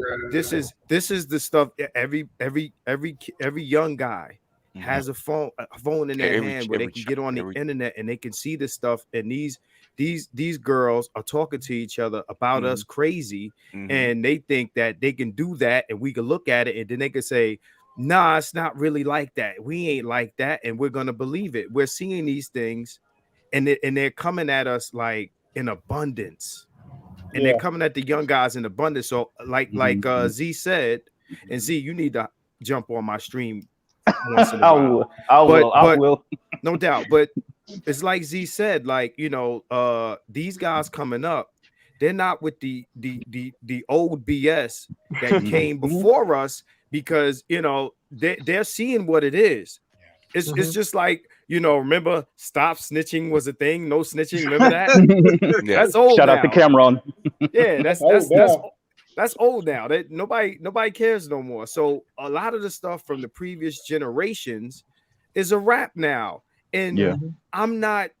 I have no dog in the fight. I don't care. Like, you get what you get.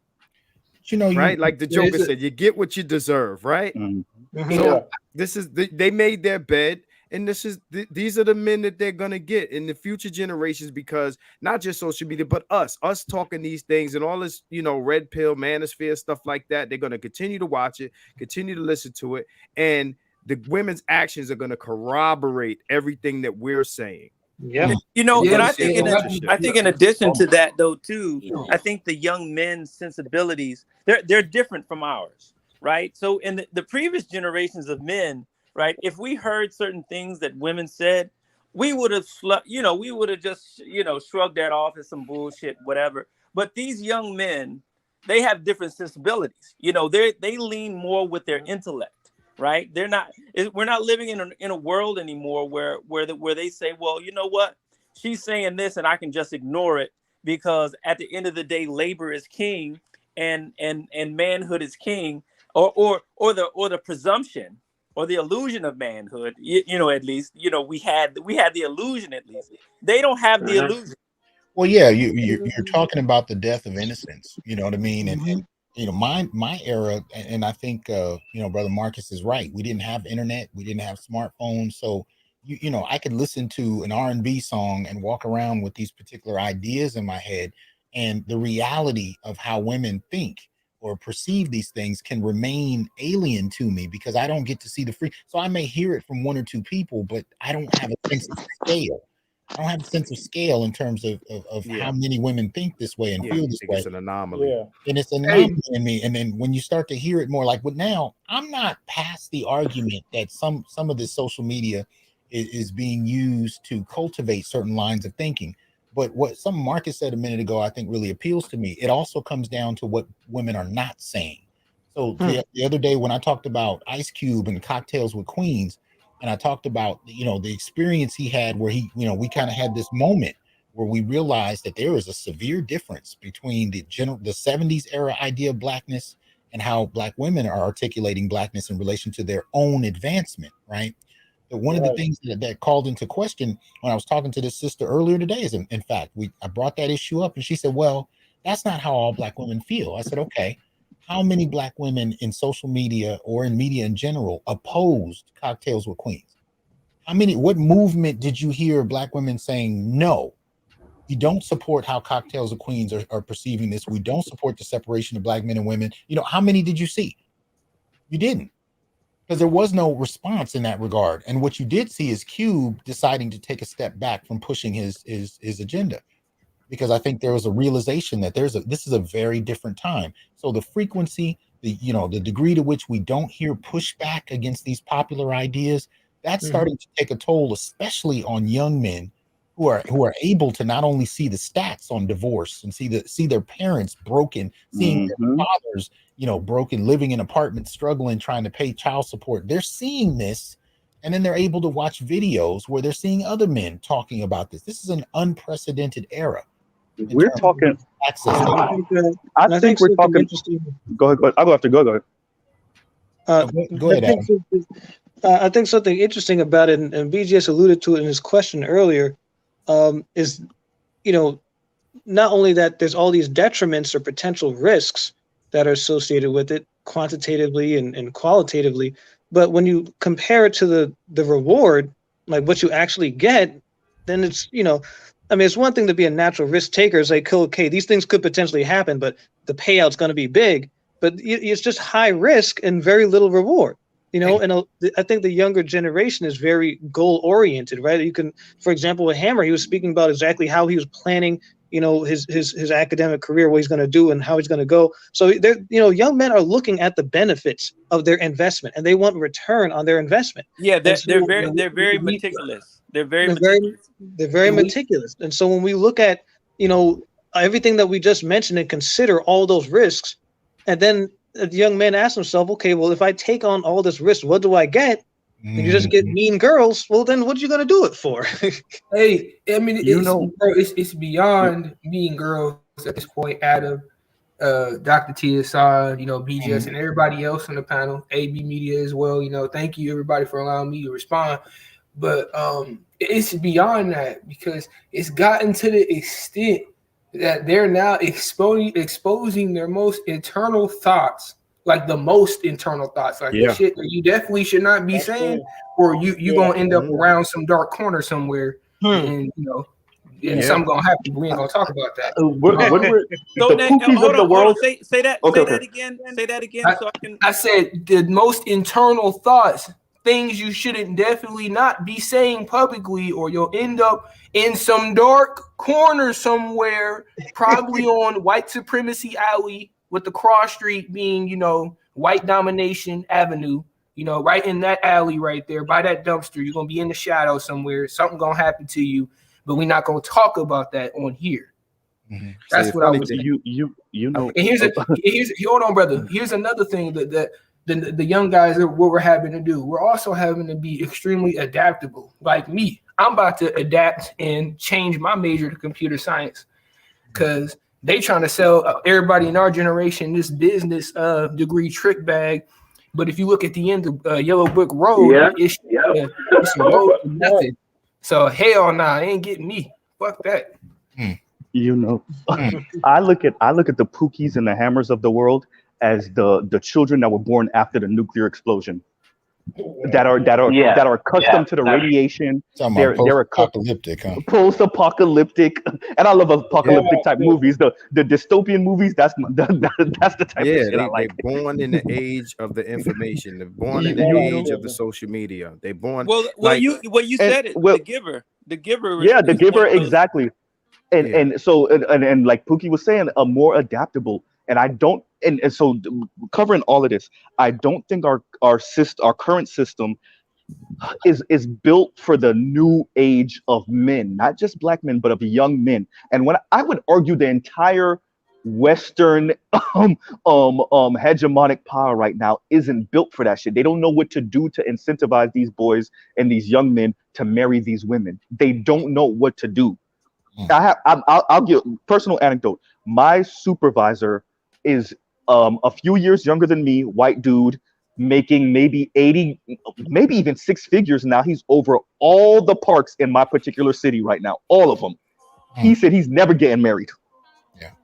And this is not no ugly white dude. This is the average, normal white dude, but making good, stable, unionized money. And he said, now, how true that is, you know, you could say that when you 30, 31, you know, you still got forever before that's really a thing. But as of right now, that's what he's saying, right? So, like, if you have enough stable, at least, maybe not well-to-do, but anywhere from well-to-do to stable men across racial lines saying, yeah, no, that bites into women eventually. Well, and marriage is a two-way street as far as that. I mean, if we go back from to the 60s to the 1970s to now, we've seen marriage rates drop.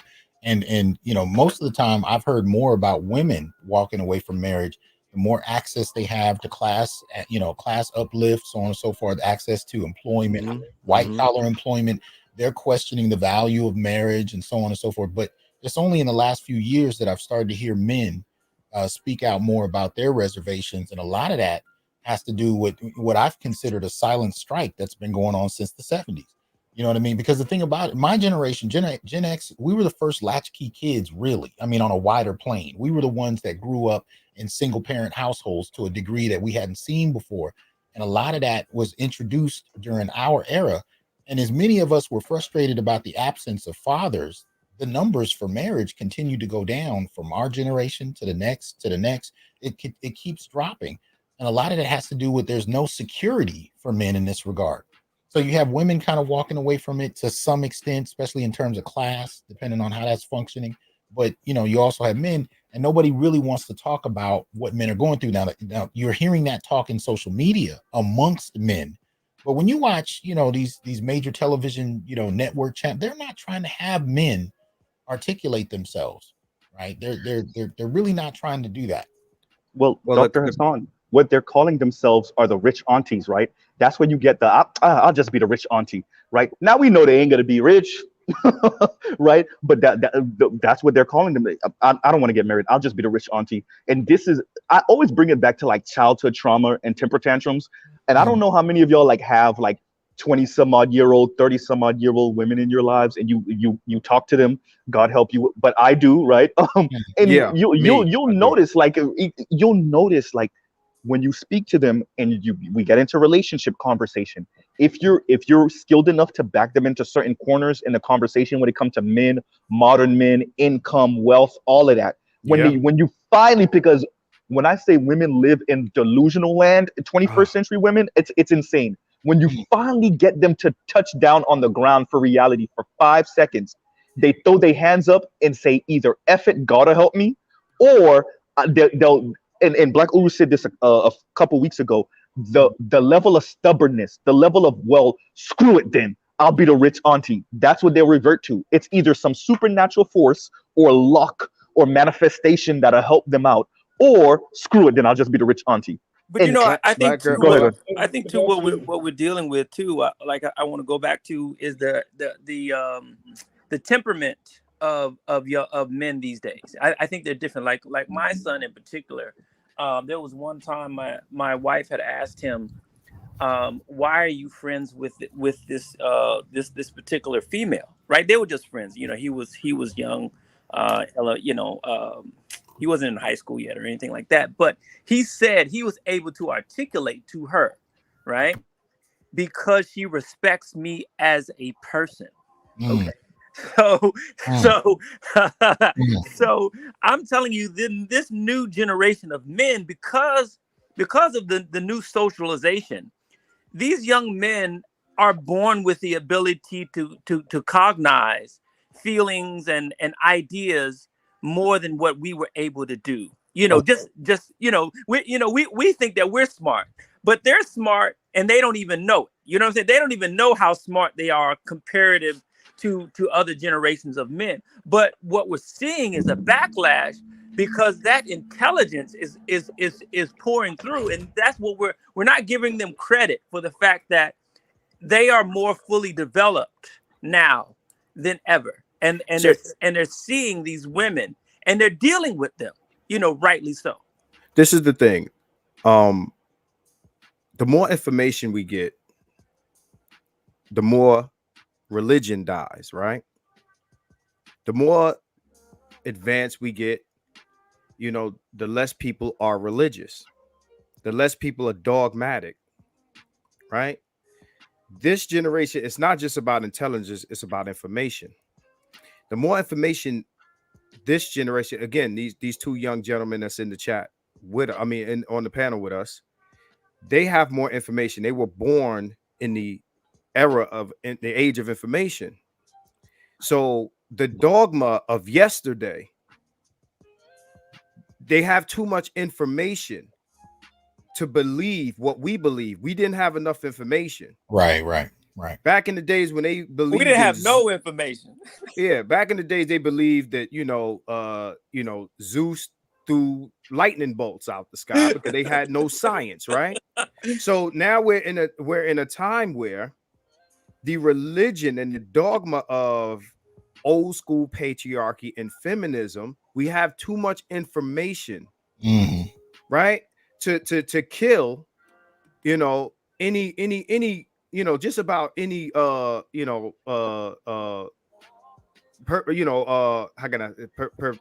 pervasiveness of these old school ideas. This is old stuff, right? Just like feminism killed so-called patriarchy, but they were supposed to leave us back in the 50s. But now with all this information, these young men are living in a world where they know and they see that these women are not the women that we thought we had, right? All this ratchet culture and this and that and the third, they can't possibly watch all that and still think that, they got June cleavers and things of this nature. It's too much information. Hey, Marcus, it's beyond just our women, man. The best species of women based off characteristics, ability, talent to submit and, cooperate, skills like that, soft skills. The best woman of this generation wouldn't hold a candle. Wouldn't hold a candle to Big Mama from the 50s. Now let me tell you. You better talk to BGS. Maybe Big Mama ain't who you think she was. Let me tell you why. Okay, so let me address that. I'm gonna go for. Can I respond to you real quick? Yeah. Let me ask you a question, right? Mm-hmm. If Big Mama from the 50s had the freedoms that the women of today have, you think she'd be the same women? No, she wouldn't. But now hold on. I do want BGS to chime in on this after you, Marcus, but you're dead on, brother. So I said no. So understand, because the women of the 50s and the 40s and things of that nature, they had to play that role because they didn't have what these women have now. These are the women you're talking about are the same women that told these women, Yeah, you don't need no man. They planted the seed. You don't need no. They're the same one. The same ones that we're idolizing are the same ones that told these women or their mothers, and then their mothers told these. Don't women. be me. So so as time went by, this is where we are, and it came from those women that you're lionizing. If those women had what these women have, now mind you, 30 years, 60 years from now, will that generation be talking about these women like those women? Hell no. Right. So again, so we're gonna have, think about this. In a few decades, we're gonna have grandmothers and great grandmothers with tattoos and fake booties and blonde wigs and all of this stuff. We're gonna have ratchet grandma. We're gonna have right now. It's gonna be worse in the future. We're gonna have ratchet grandma. But who can't cook. So before you give these women this credit, all right, look, BGS is about to drop some science on you, and tell you what it really was, because they wanted to break free then. It's just that a lot of them could not. Well, I mean, I understand that they always had to.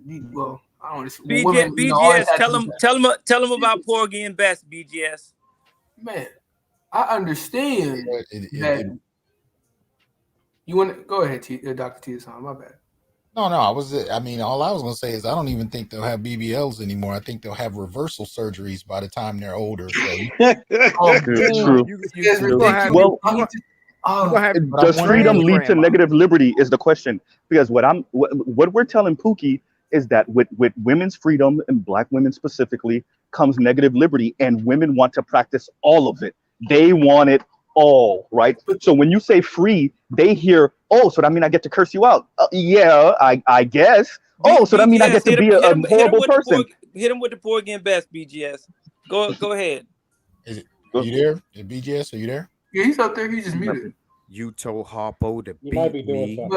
Remember? Harpo to beat me. Hey, hey, hold on. You see my pull him up real quick. You see that? You see that, Dr. T-San? I don't know what you're talking about. What are you talking about? My profile pic. You see the head on that? Well, I see Mr. Oh, Mr. Okay. That's Albert. You told Harpo to beat me. Now I'm saying that to say those dynamics, and if you need to, go watch that movie again. If you think that it was a different way back then, watch The Color Purple again. Well, we got Uru in the chat. I wish he could come up, but BGS I think might have stepped away. I'm here. Okay. BGS, explain about Porgy and Bess. Why are you? Porgy and Bess. What about it? Tell them the reality of Big Mama. Tell them what Big Mama would really be if she was a modern woman, because Pookie was saying 1950s women, but we're trying to, and I know you don't really disagree with us, but we just still want BGS to say. Go ahead.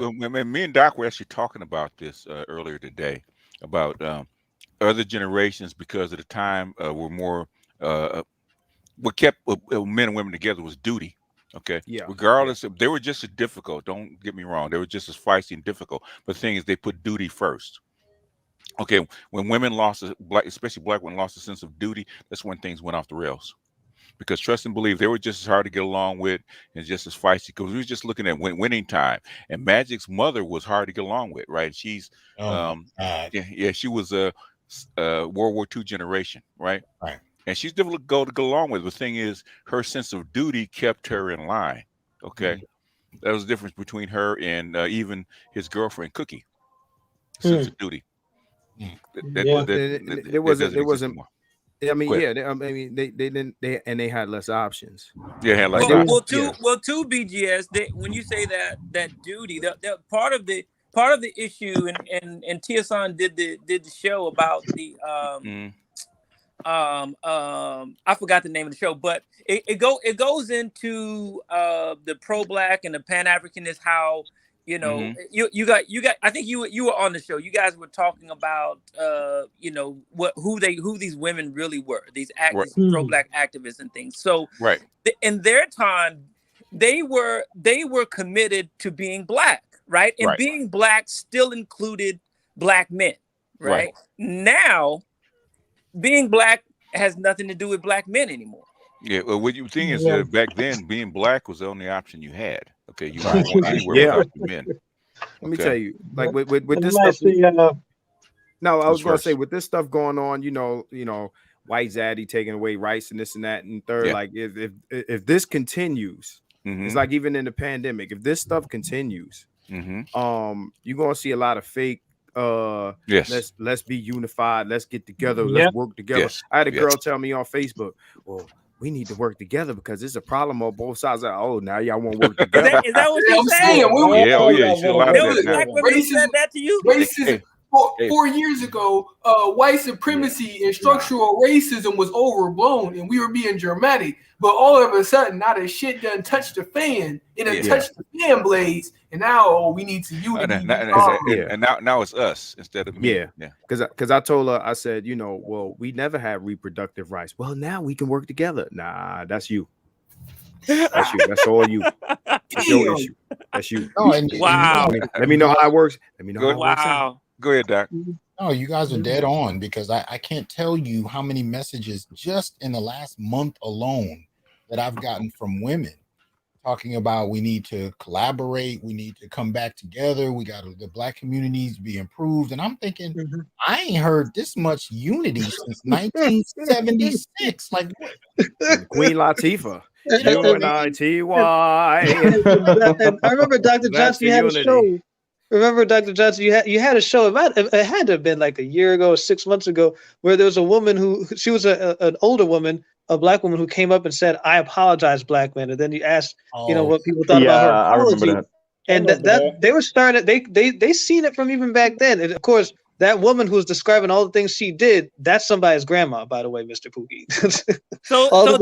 Doc, is that emotion? You need to come up with a word for. Is that maybe could it be like political emotional labor where they're vying for our we need to invent another word, Doc. Spit my expensive coffee. Jokes aside, though, in terms of emotional, labor, you're actually right, Ian. I mean, they're relying on a certain emotional labor that black men have been performing for generations, right? The idea of blackness, which, by the way, most black men that I hear today, especially public, who are talking about supporting the community or talking about what black people need, they speak in generalities about community. If you look at Ice Cube was talking about community. He didn't mention gender in terms of women, men, or LGBT. He talked about community. We're the ones that are slowly having to accept that the definition of community has changed. And now that you have some women who are trying to come back in and tap into that community vibe because they're starting to see how frustrated men are. They're starting to witness just that apology video that Adam talked about. When I posted that, I didn't put myself in it at all. I just posted it and I left it up for, to hear what men thought. And they eviscerated her in the comment section. and it was a palpable anger. And a lot of women are starting to recognize these brothers are pissed. They're pissed about shit that they're bringing back up since 1983. Like they have the receipts. And so what they're relying on is, the labor we've normally performed, which is, you guys have to bring the community together. You have to lead. We will follow, because we got to be a community. And I'm saying, I ain't heard none of this in the last decade. You never have political makeup sex. You never pay attention to the floor until it's gone. No. Well, I think one of the things that we're having an issue with is that the newfangled young women that are Pookie's age and Hammer's age, they don't have any discipline. They don't have that, so they're online in the comments for different videos just saying the most neo-Nazi stuff, but they're saying it with no couth, right? With no class. They're not even trying to play victim. They're just I would like to direct y'all to Tina Knowles' documentary in the CBS comment section, right? So like that's another thing that's kind of embarrassing some of the elder women and academic women, is that to a certain extent, you could, and I definitely know that a Dr. Hasan could do this, draw a line straight from those comments to bell hooks. Draw a line straight from those comments right to what is her name? Alice Walker, right? You could draw a line straight all the way from those comments down to that. And so that's what's embarrassing them, is that their daughters and granddaughters don't even practice any class with it. Well, here's the saw a video. Can I get it for a minute? I just saw a video of a chick literally saying, "What's wrong with me being delusional?" All right, yeah, all right. I saw that. But hold on, though. This is the thing. Even when you bring up bell hooks, there was a moment a few years ago where bell hooks really had to confront the fact that younger feminists were not feeling her. There was a point where they were contending with her. So there's a generational shift that takes place in any ideology, and that includes feminism. And there are certain Gen X women or young boomers that are realizing that whatever snowball they started has grown into something that even they don't recognize. And it's gotten bad. Even when you talk about the cocktails with queens, when you talk about these moments where you see this severe disrespect for Black men, some of those feminists that were talking all of that in the 80s did not expect it to balloon into what it's ballooning into.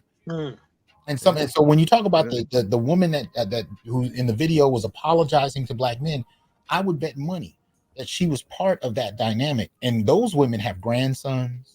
You know what I mean? Those women are watching their grandsons go to school and be treated certain ways. They're seeing, and lately there's been a conversation on my Facebook page about Black men in the workplace and Black men in Africana Studies in the academy, and the way they're being treated, not only as students, but also as faculty, also as graduate students, how they're having Black women in superior positions, eliminating them, discounting them, passing them over for grants and fellowship opportunities.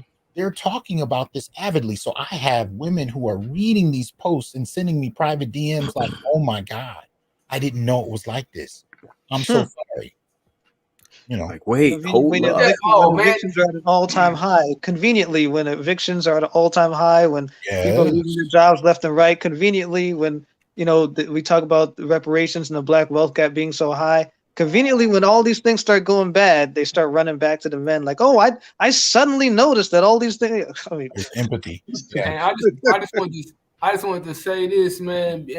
Man, BGS is absolutely right with what he was saying in terms of they don't care, because all you got to do is just look, man. Look, it's in everybody's family. Let me just leave it at that. All you got to do is just get them mad, and then shit, man. It comes out. No, Pookie's right, but I'll say this.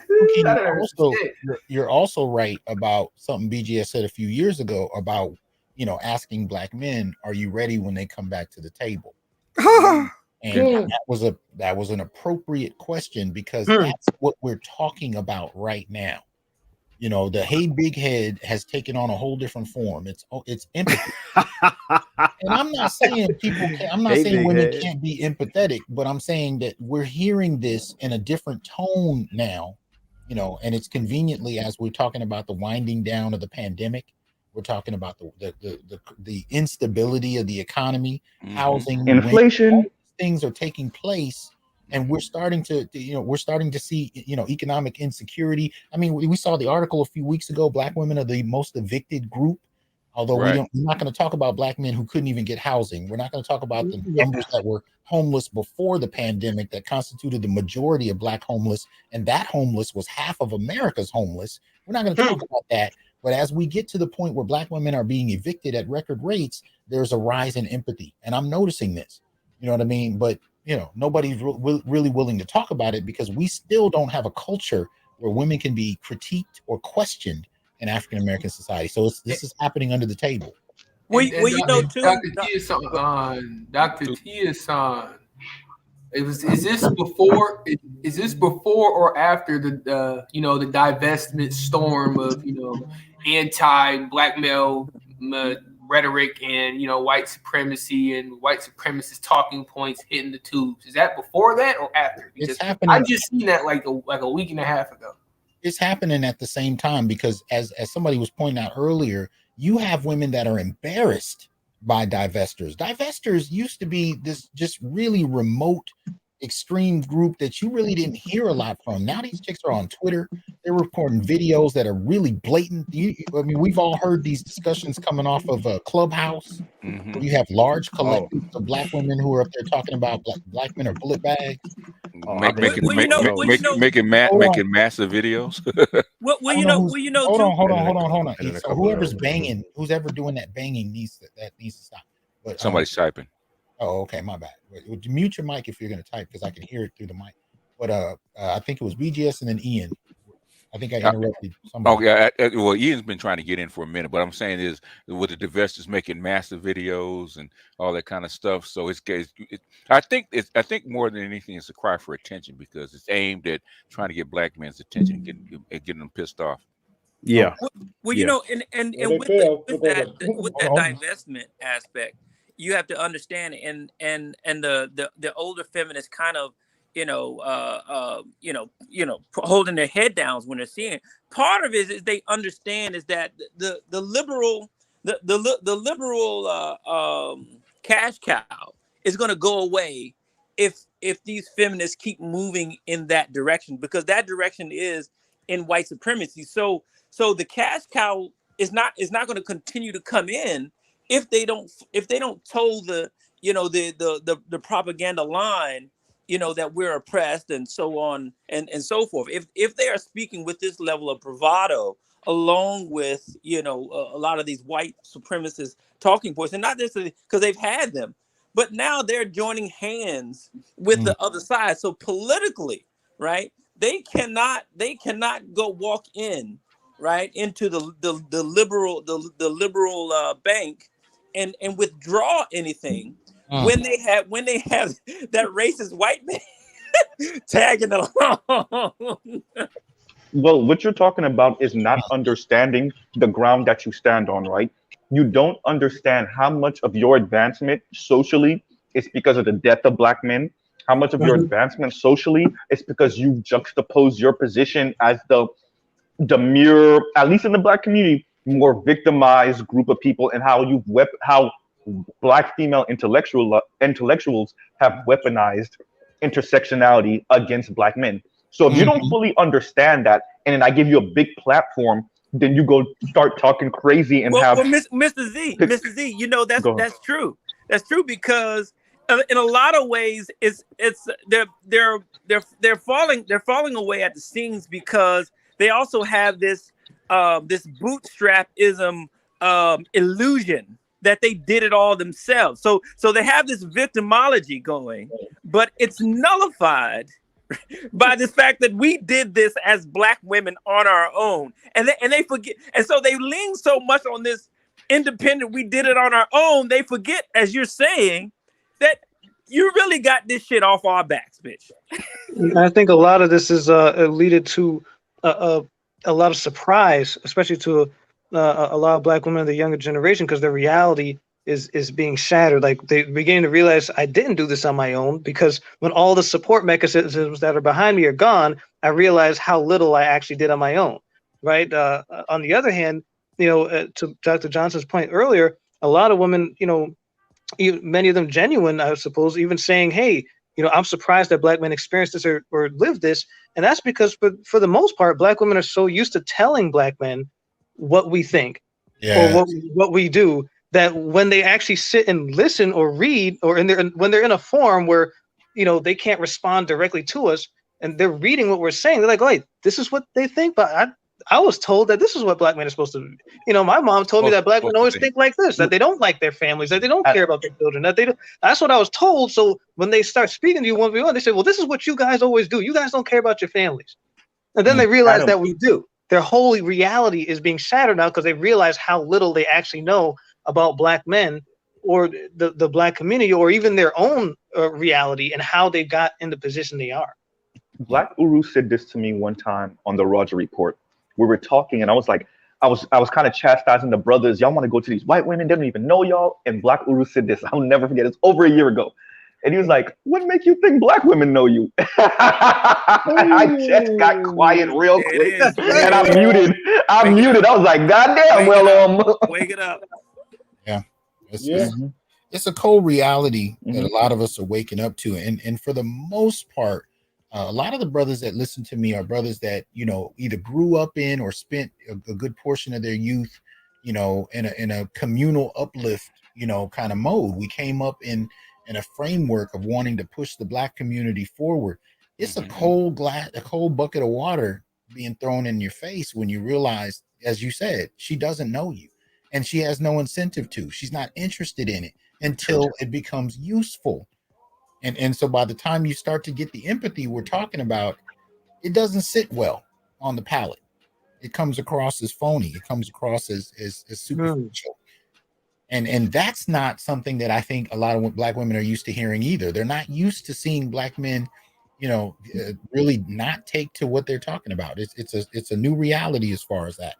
Well, And it's getting younger. the last show you did, Dr. Johnson, should go in the annals, should be legendary with the brother that traveled the world playing the instrument. Yeah, Jelliba, yeah. Like every Black man who is a activist, Pan-Africanist, they need to listen to this brother. You understand what I'm saying? Tell his story. Yeah. And he was going light, and it still hit me. You understand what I'm saying? It still hit me. Yeah. He's been married 3 times, and I know brothers were listening, like, for code. They were trying to understand, the first 2 marriages had one tone.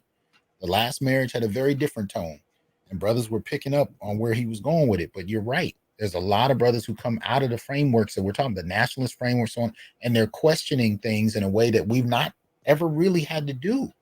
But it's hitting us. Matter of fact, Dennis Sperling did an interview a few days ago with a young cat who was out of the nationalist community. He was talking about what he called dashiki feminism, where he had older conscious women, out of the conscious community that were looking for young men and still trying to get pregnant. So he's talking about like 35 to 40, and they were looking for men in their early 20s and seducing them. Now, I've known a couple of brothers like that. You're 22, and you got this 36-year-old woman who's seducing you. Now, you're also dating a 23-year-old woman, so we can talk about the beauty thing, but when you have an older woman that's been around the block seducing you as a young man, most young men are not ready. Yeah. The levels come at you. Yep. Just think about it. Shout out to PJ Washington. If you're dealing with a woman 20 years younger than yourself, there are certain levels that you can run circles around her in terms of life experience and so on. So this is what's happening with older women who are looking for younger men. And by the time those younger men get hip to what's going on, they're 1 kid, 2 kids into a dynamic that they are stuck in. And I'm telling you I'm seeing these young men as my students, as my former students, who are coming back and saying, I've been with this woman for 5 years. She treats me like a child because I don't have comparable life experience. I don't make as much as her. I just got out of college and got my first job. She's deep off into her career. Yeah, and you are her child. You are her child. We had 2 kids, and then she just shut down. She shut down sexually. She shut down in terms of intimacy, and I'm just there taking out the trash every day. Like, what the fuck? This is what you have become her concuserve. Her husband's son, yes. Her I find this funny because I've had older women try this with me, and it did not work the way they thought it would. So, well, you were born in the darkness, sir. In the darkness. You merely adopted the dark. I was born in it. I was born in it. Theatricality and deception. Powerful agents for the uninitiated. But we are initiated. Real talk. But that's that was great. I need to hear that again. I need to hear Bane again. Theatricality and powerful deception. tools to the uninitiated. Powerful tools to the uninitiated. But we're the initiated. But we are initiated. Hey, that was a great. Thank you. What about that movie? That was some real stuff right there. But that's that's one of the coldest things, because especially if you come out of the nationalist community, there's a certain, and BGS can attest to this, there's a certain type of pedestalization that goes on with conscious women. Yes. And you no matter what you experience or who you date, you always in the back of your mind have this sense that, conscious women are still the top of You know, Yeah. when you start to see the same types of practices just presented differently, it's that cold bucket of water. But you know, yeah, BGS, you tell me if I'm wrong. What do you Oh do? yeah, the gynocracy with the dashiki on it. That's really what it is. And in fact, it's I think especially in the conscious community, what most men will not admit is that the gynocracy is more intense because the foot soldiers of the conscious community are the women. I tried to explain Makes this to make Bay, Go ahead. BGS, and he's not feeling that. Like I tried to explain that to him, but he's not feeling it. I think he knows it, but the thing is that when you get caught up in it, you get blinded. Can't accept it. Can't accept it. You know how you can tell how much they know? Like, you know, because I deal with a lot of especially I'm in Africana Studies, so that's, you know, as far as brothers. Hey Marcus, but he didn't date any of those conscious women, though. But hold on, this is also true. Hold on. You know what I was trying to say. Well, y'all moving somewhere else. Yeah. Go ahead, Doc. You know, those brothers that I deal with them in my field. When you sit down with them at home, and the wife is from South Africa, the wife is from, you know, Belize, the wife, you know, then you start to step back and say, wait a minute. They understand more than they're letting on, because they'll get on you publicly for having these conversations publicly, but they done married somebody from Ghana 15 years ago. And when I've known these brothers long enough, I'm like, your first and second wife were African American.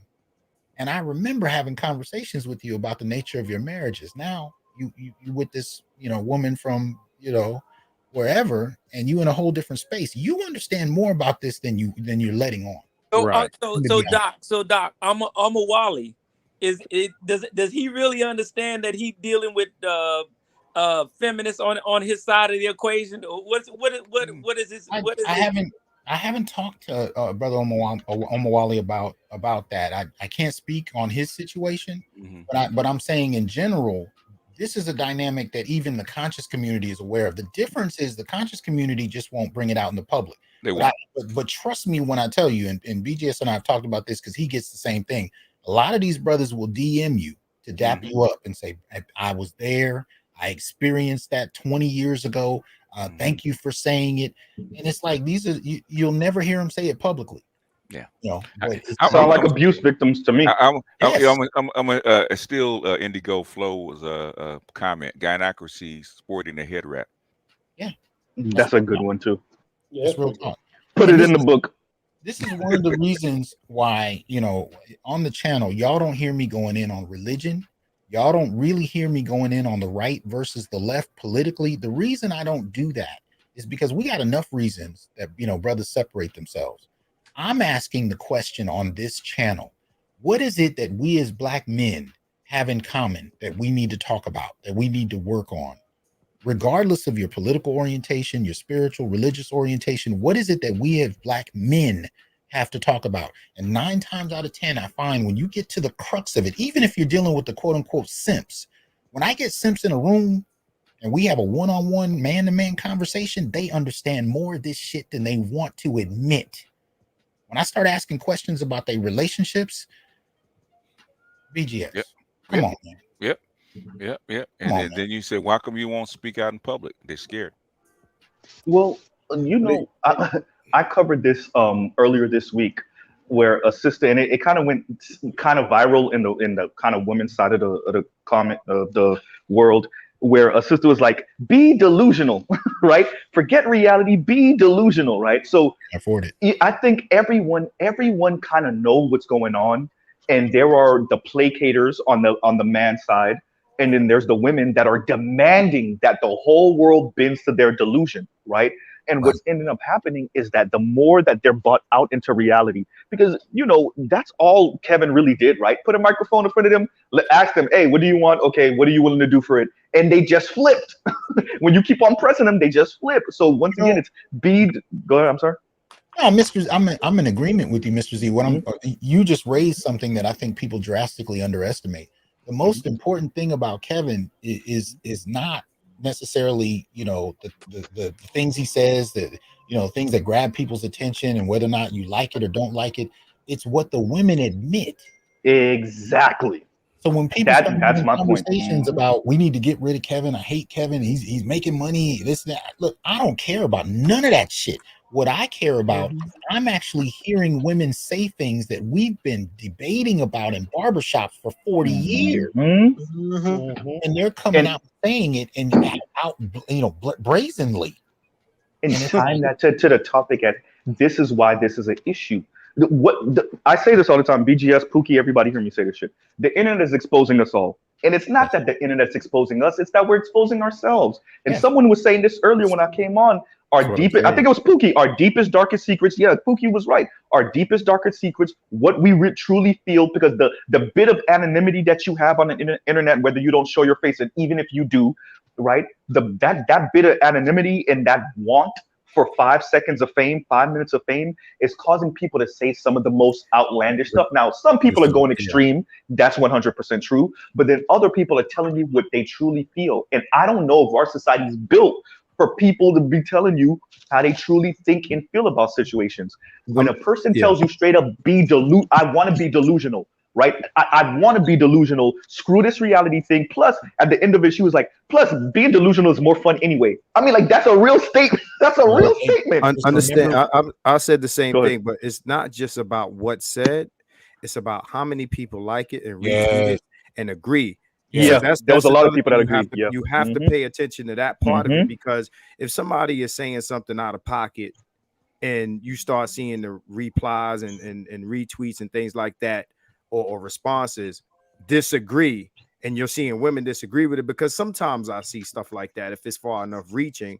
But when you see, I don't care if it's a troll, I don't care if it's a bot or none of that, because that's the first thing a lot of people say. Like when I post stuff on YouTube or on Facebook, they're like, oh, that must be a bot, or it's an agent, or this, that, and the other. I don't care if it's real. It's about the responses are real. The reactions are real. So even if it's fake, even if they're bullet bags, if that gets 50,000 hearts, likes, and retweets, those are real. I don't care if the person who said it is capping. You understand what I'm saying? I used to wonder how much Twitter or Facebook or whatever, where they were manipulating the number of likes. I used to wonder, and I still wonder. But here's the twist. When there's women that you've known for over a decade who are not only liking it but reposting it, and you're like, oh shit. Yep. And when articles in the Atlantic repeats the stuff and people share the article in the Atlantic, like when mainstream media starts parroting the same points that are on social media, and women start, women that are law professors saying, oh yeah, black men should be, bullet bags. I mean, remember that's the one who's a law professor. I mean, it's like, so I mean, is she a bot? I mean, I could show to her office. She's not automated. Right. And that's why for me, my project is if people notice, I give a little leeway, but for the most part, it's of stripping them of plausible deniability. And very importantly, to me, the most important part, I will not let you get that moral high ground. Do y'all understand how much craziness women get to say and do by assuming moral high ground, by assuming I did it because you did it, or I did it as a response, or all of that moral high grounding is much of the reason why they're able to do stuff and then get away with it. And if you show that oftentimes they're either willing participants, they're more enthusiastic than you. How many times we know the D-boy, his girlfriend want that bag, so she sent him out there to go do it, right?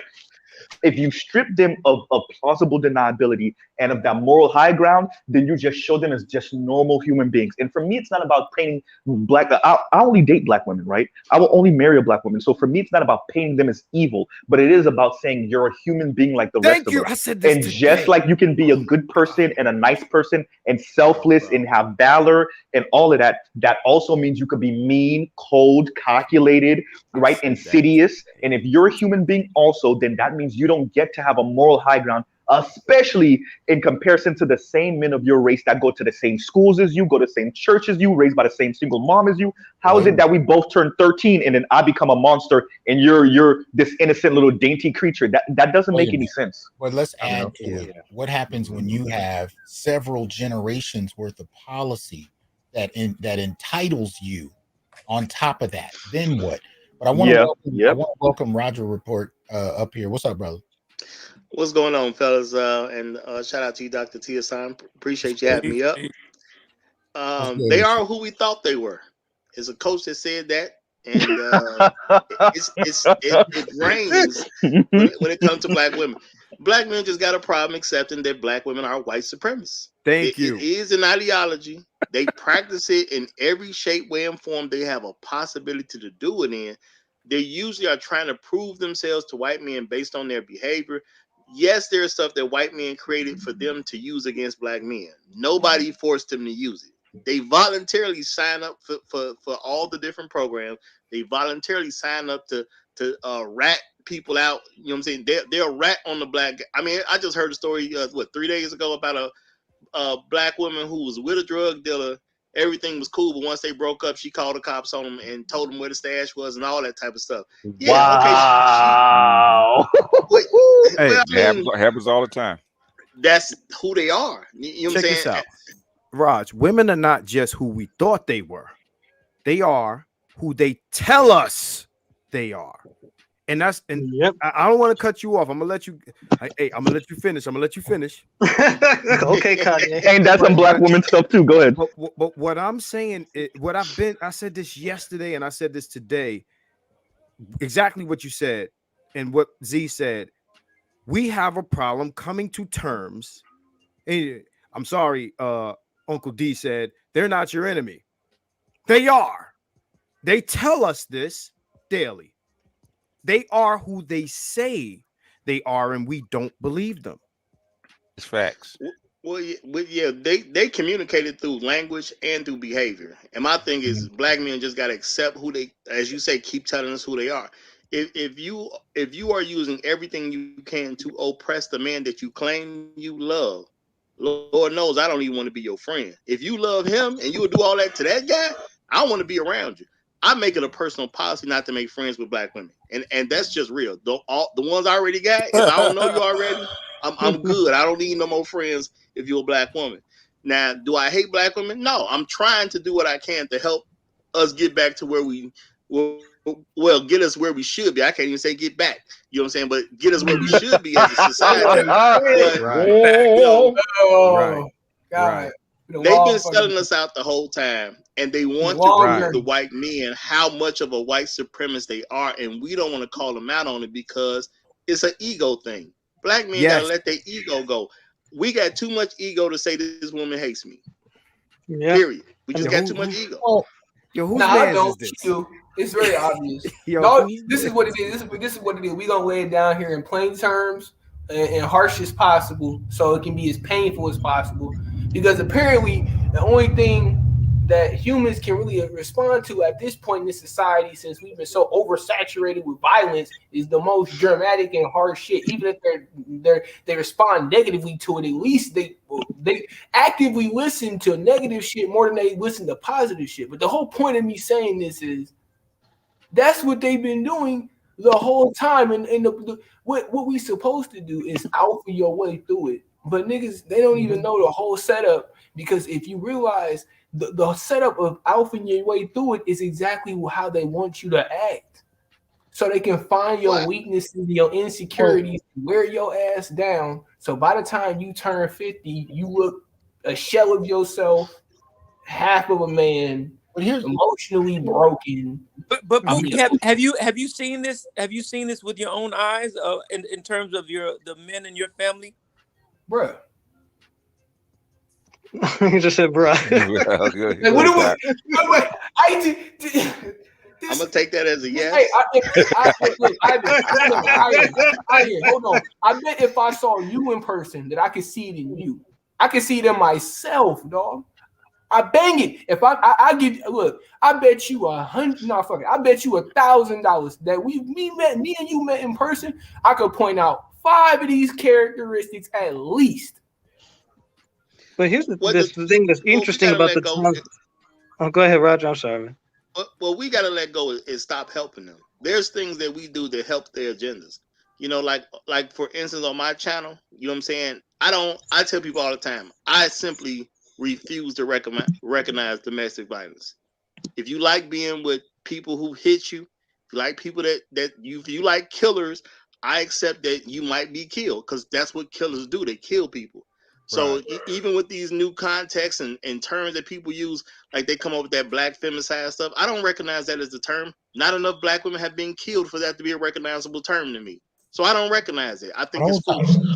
Hold tight. I want to say something briefly, and then I want Adam to come in. I don't mean to cut you off, but I want to add this. A while back, Roger said something that was you were talking about the ego of black men, and I do think that's a factor. But I also think there's another, especially for those of us that grew up in that 70s, post-70s era, where there was a high level of romanticizing blackness. And I did a show on this a year ago, more than a year ago, where I was talking about letting go of the velvet painting, the black velvet painting, the black love idea. There is definitely ego involved. I'm not denying that. But I think there was also a love affair with a particular romanticized idea. And as long as we kept attached to that idea, we're not really seeing the woman in front of us. So no matter what she does, we're interpreting it on a whole different lens. And the problem is we're not dealing with reality. And when you actually deal with reality and deal with the woman in front of you and deal with her on the terms that she brings to the table, you end up in a very different relationship than the one you've romanticized.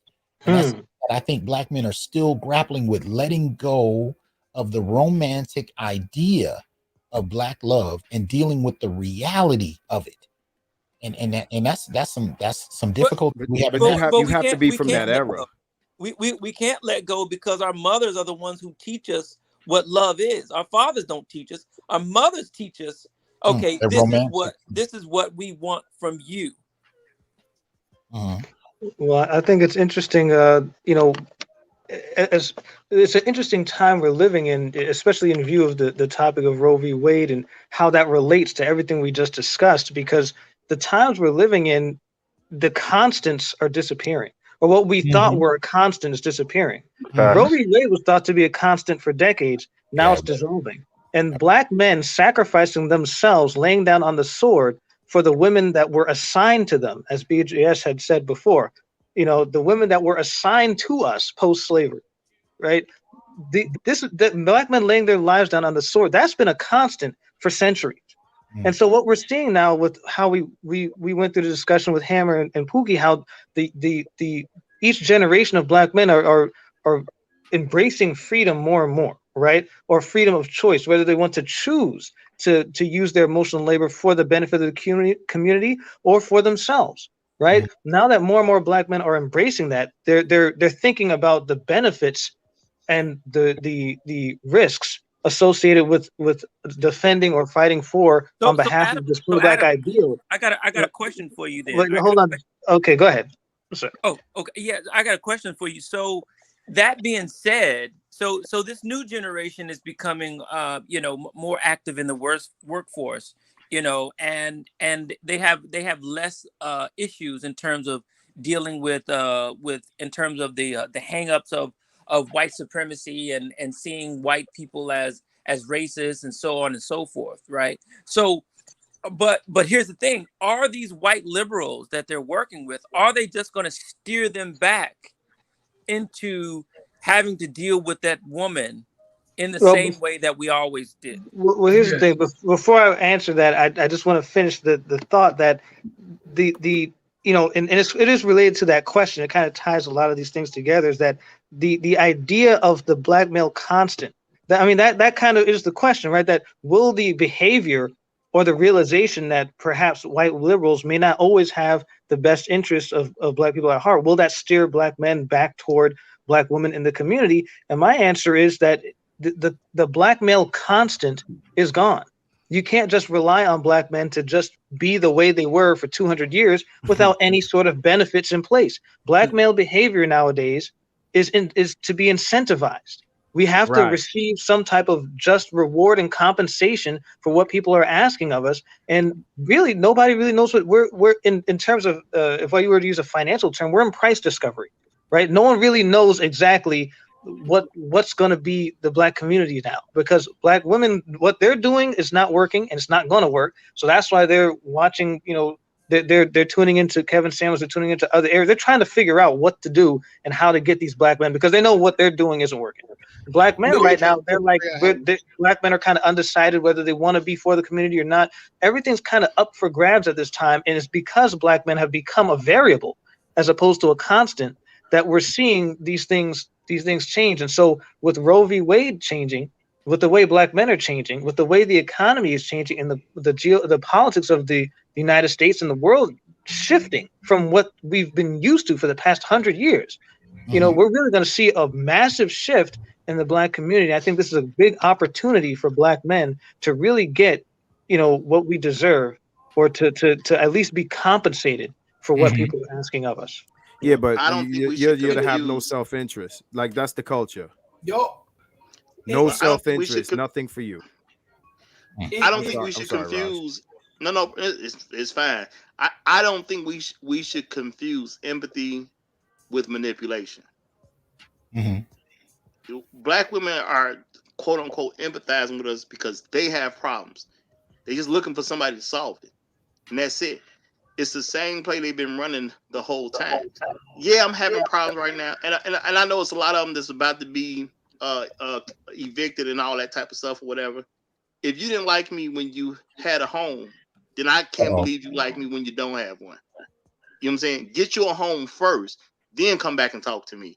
Figure your struggles out first. So Roger, when that white man that you may work for, and I'm not saying you particularly, but when that white man that you work for, right? And I'm not making a judgment about that, you know, but when that white man who you work for says, I'm going to need you to deal with this black woman like this, you know, and your contract or job is on the line, what do you say? Yeah, my that's not gonna work for me. I'm sorry, I don't even know how to put that together, but I'm not concerned what he gonna say when it comes to my personal life. Yeah, first of all, and that's not even be. And then, hold on, with the stuff that you said about the economy means all the more reason that shouldn't even be an issue, because this economy is supposed to be about increasing productivity and production in the U.S. They're supposed to be getting people back into jobs. They're supposed to be getting people work hours up. They're supposed to be increasing the workforce, because of all the debt and the interest rates accelerating year after year with this hyperinflation from this bullshit ass spending. And here's another thing. All right, language, Pookie, language. My bad. My apologies. But it's just very frustrating. I don't understand how this even happens when we in a society that's supposed to be based off logic, but it is what it is. Agreed, sir.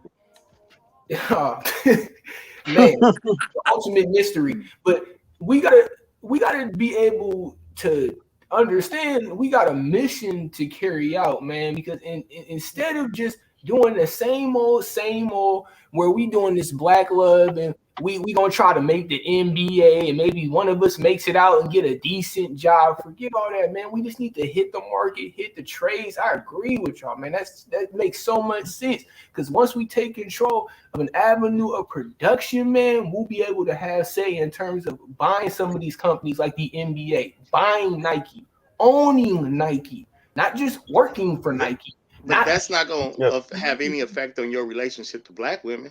It's going to have zero effect. Yeah, and that's why this topic about Roe v. Wade and what we're talking about tonight is about black men taking ownership of ourselves, whether it's our taking ownership of our own dealings with women and our own reproductive rights by avoiding certain situations, or whether it's controlling how we issue emotional labor. Like what you were speaking about with the economy equally applies to relationships when you have the same mindset. See, when you go to a job, you're looking to get something out of it, right? And you go there understanding my employer doesn't love me, right? My employer is I'm just here to get my check, right? Well, if you, like Roger Report said, and like earlier, if you know that this is how the women are, well, you can choose to deal with them or not. But if you choose to deal with them, then you got to know if this is how it is, this is how it is. But what am I going to get?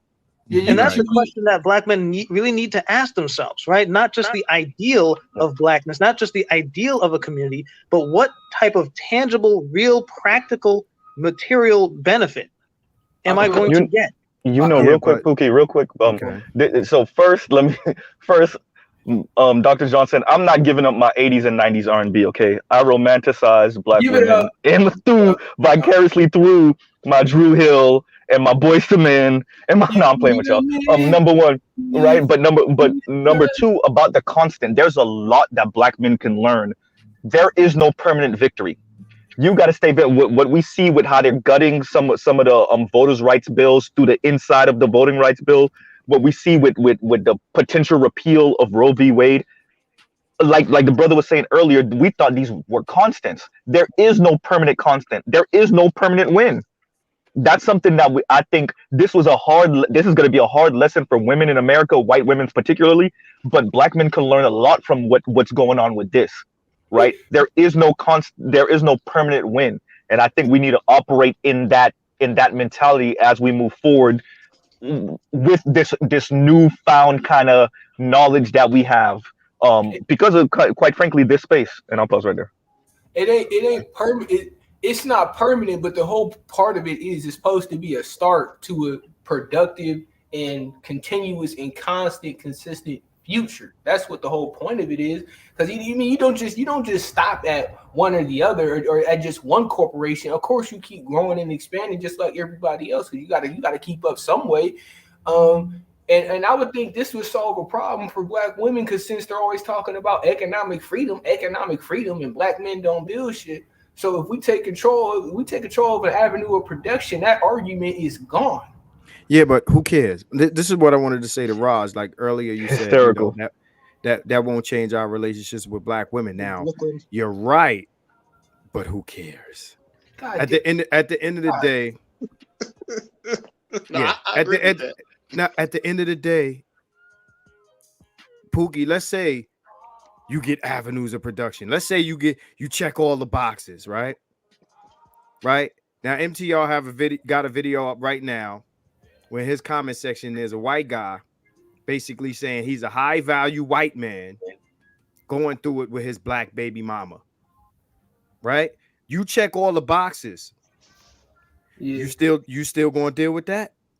What if I deal with that? It depends on what state she comes to me, because it all depends on what kind of deal I'm offered. Because you never know what kind of situation she may be. She'll play her role. If you listen, you're in America, bro. She gonna play her role. She gonna listen. Hold on. She gonna play her role. She gonna act accordingly, right?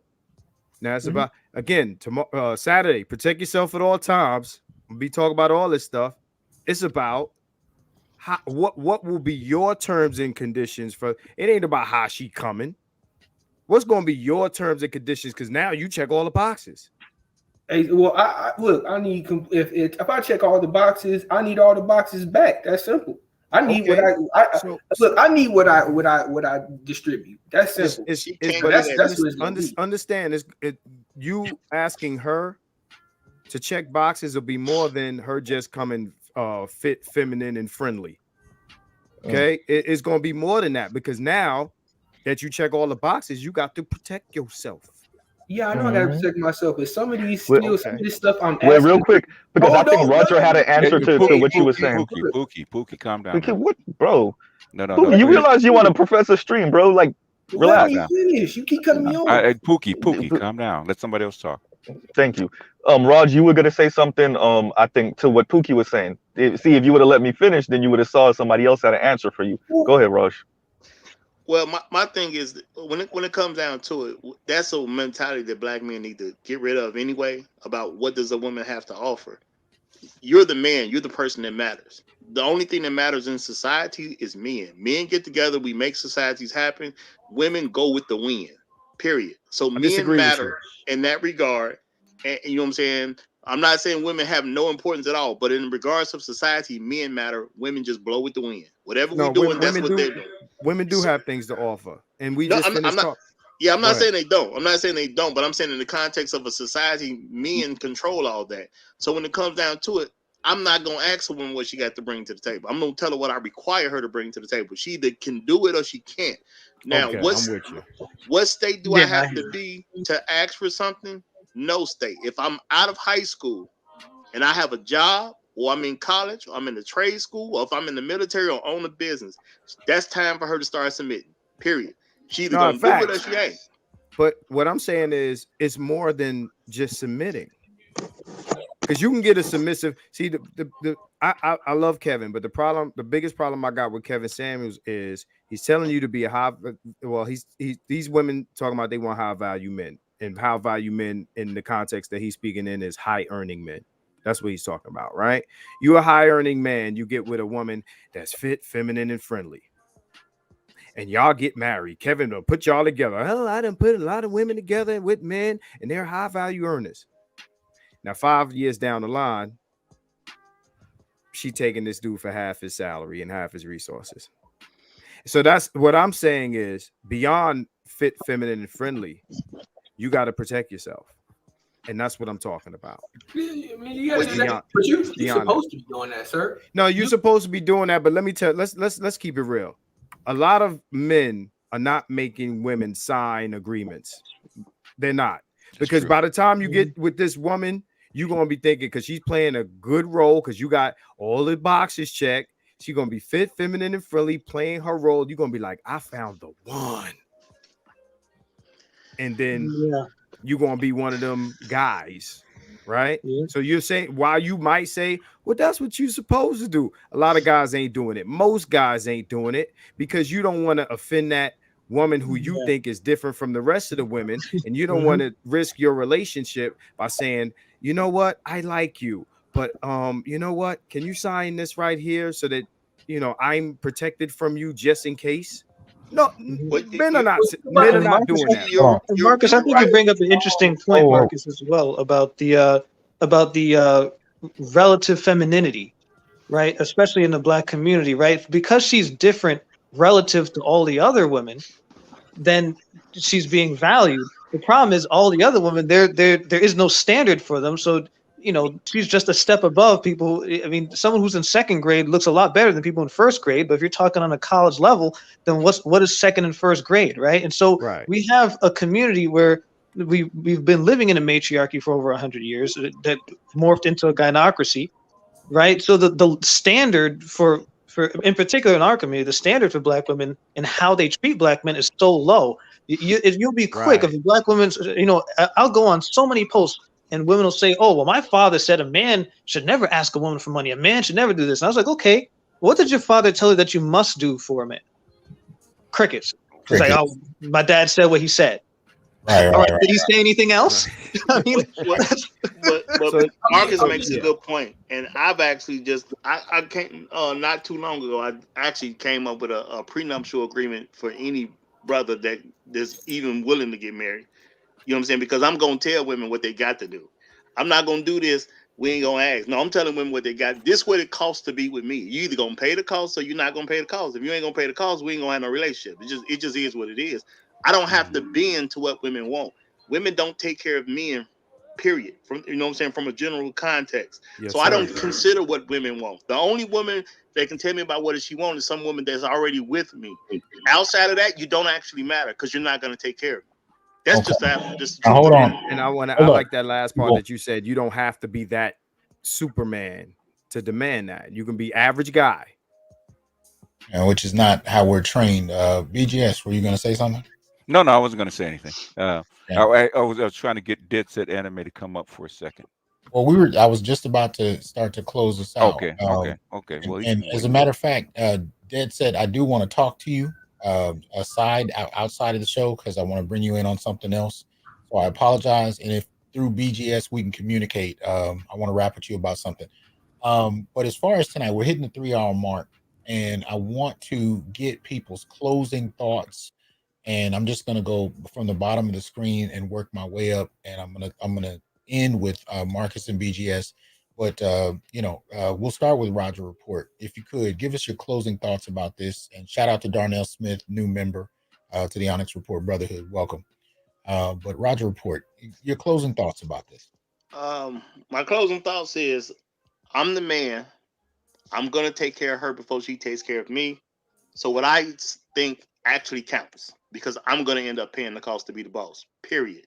I don't have to reach any particular level. If you can't catch me on the way up, I can't see you, period. It's that simple at the end of the day. I don't have to reach no mark. All I have to do is be a productive man. And that's any dude in America who left high school. You've had your 18th birthday. Again, you are in college or some form of trade school. You are in the military. You have a job or you have a business. If you're doing one of those things that makes you a productive man, that is good enough. If she don't like it, she don't matter.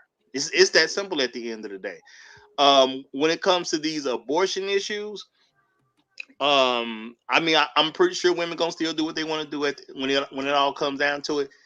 Men just got to decide what they're willing to tolerate, you know, and that's going to be an issue, because I do believe they're still going to continue to get abortions.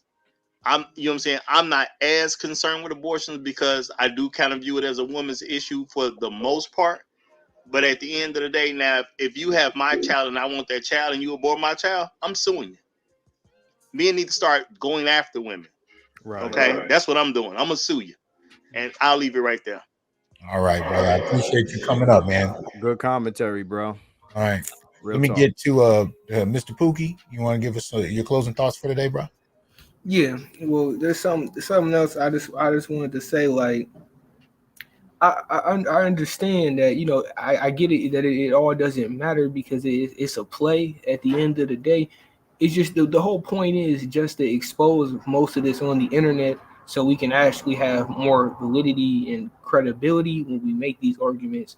So, you know, our image can actually shift.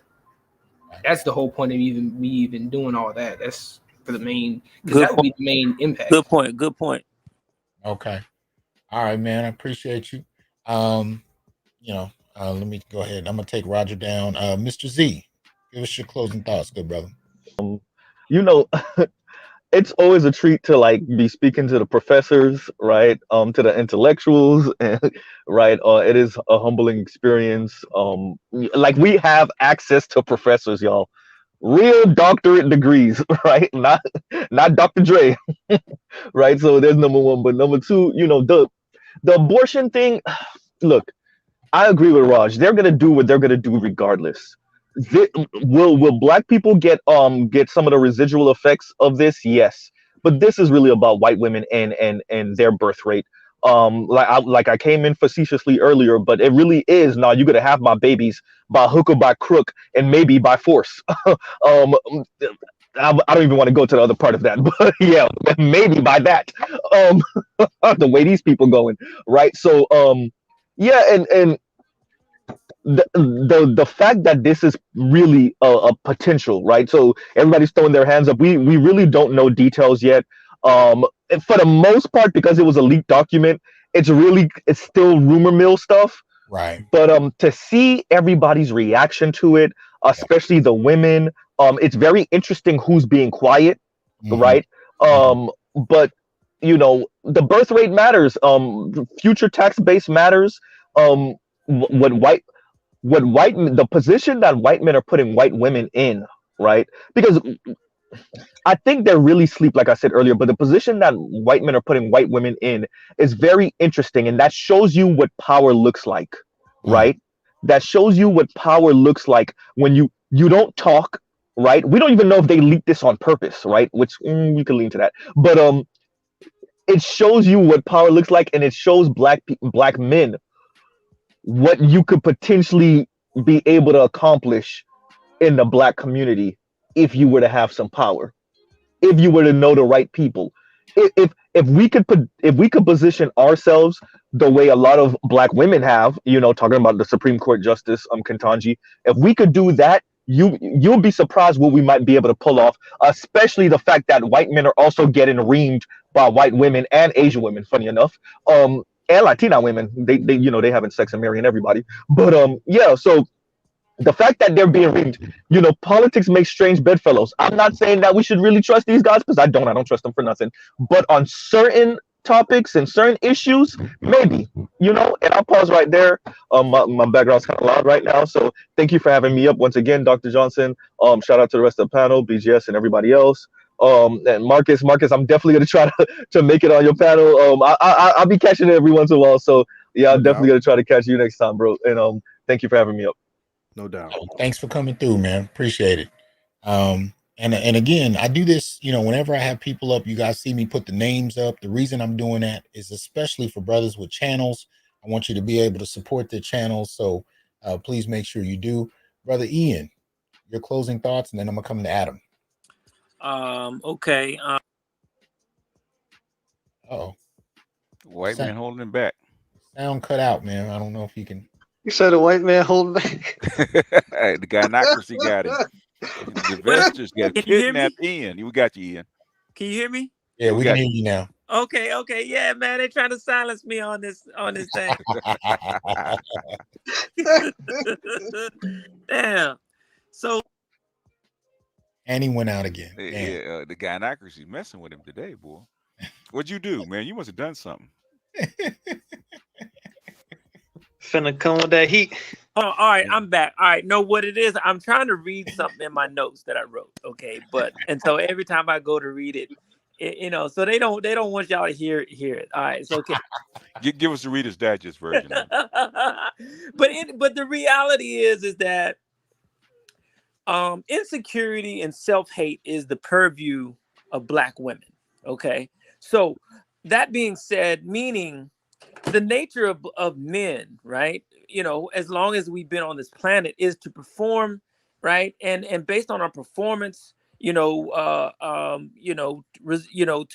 produce outcomes. So self-hate is not necessarily something that's within our DNA.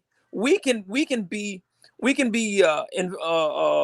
taken over by it, right? But that just means that we were taken out of our natural realm of having the opportunity, which is what is taking place now, to be able to perform, because we've been suppressed and oppressed as men specifically. So all that being said is to say that with women, right, they are more dealing in the realm of social standing. So they are all about a Pyrrhic victory, meaning at all costs. Right. So men are about outcomes. Right. And so women are not concerned about outcomes. They don't care about the fact, and Black women particularly, they don't care about the fact that the family is destroyed and the community is destroyed. And we're looking at, in a couple years, having no money whatsoever, as long as they can see themselves on the front cover of some shit. Right. So this is the mindset that we have to contend with, right? A Pyrrhic victory is all that they're looking for, right? They're looking to be the head nigga in charge of a Pyrrhic victory, where it's all about visibility for them. As long as they think that they can get attention and they can be seen, nothing else matters to them. Nothing else. So a lot of the debate, even about an abortion, they don't know who and what they want. All they know is, as long as they can be seen and heard, it's a wrap. Okay. I ended All there. right, brother. I appreciate you coming up, Ian. Another longtime supporter of the show. Shout out to Ian. Adam, man, give me your closing thoughts. All right. I'll put it by way of illustration that right now we're, based on what we just heard with, should this Roe v. Wade be overturned, we are in price discovery. Right? That's when a price breaks resistance, and then the market gets to decide what it is. No one knows how high it'll go, but that's where we are. We've never really been in a point before where we have both red pill men and women that are losing legal rights, or what were legal rights, right? We've never been in this position before. Before when women had they didn't have the right to abortions, men largely weren't as red pill, or at least it wasn't red pill knowledge known to young men. Normally men got this type of knowledge older in life. And so we're at a nexus where we have men who are both educated in that manner and women who are losing this particular legal battle. So what will we do? That's the question. And especially among Black men, because this show here is one of the very few channels that address Black men specifically. And so as a result, because of the Black male population being so small and there being so few channels for Black men, this Black manosphere space and shows like this in particular are very effective at reaching Black men. And that trend is only going up. So, my final thought is that this is an opportunity for Black men to take control of the male relationship emotional neighbor, especially since it's going to be highly valued given if abortions become less available. So we definitely need to make sure we take control of that, and perhaps we can save some. Thank you, my brother. Thanks for having us up. Thanks for having me. Much appreciated, man. Adam, I'll come up with a concept, and Adam will send me 10 different examples that I ain't even reflected on, and be like, this is what you were saying. I was like, yeah, damn, maybe it was what I was saying. So shout out to Adam, man. Appreciate it's in the name, man. Ain't too many black brothers carry the name MGTOW, so when they do, they on it. Thanks, brothers. Thanks, brother. Peace. All right, man. Peace. Let's go and hear from the Marcus Aurelius of the group. He still ain't shit, but that's okay. I like hearing Adam MGTOW talk, because you could tell he has a business degree. Right, a price discovery and breaking resistance. Right? He got a business degree, and I like that. You know what I'm saying? Like I said before, man. We first thing, we have to just come to terms with accepting who black women are telling us they are. That's what we have to come to terms with, that, and then we have to decide and move in that fashion.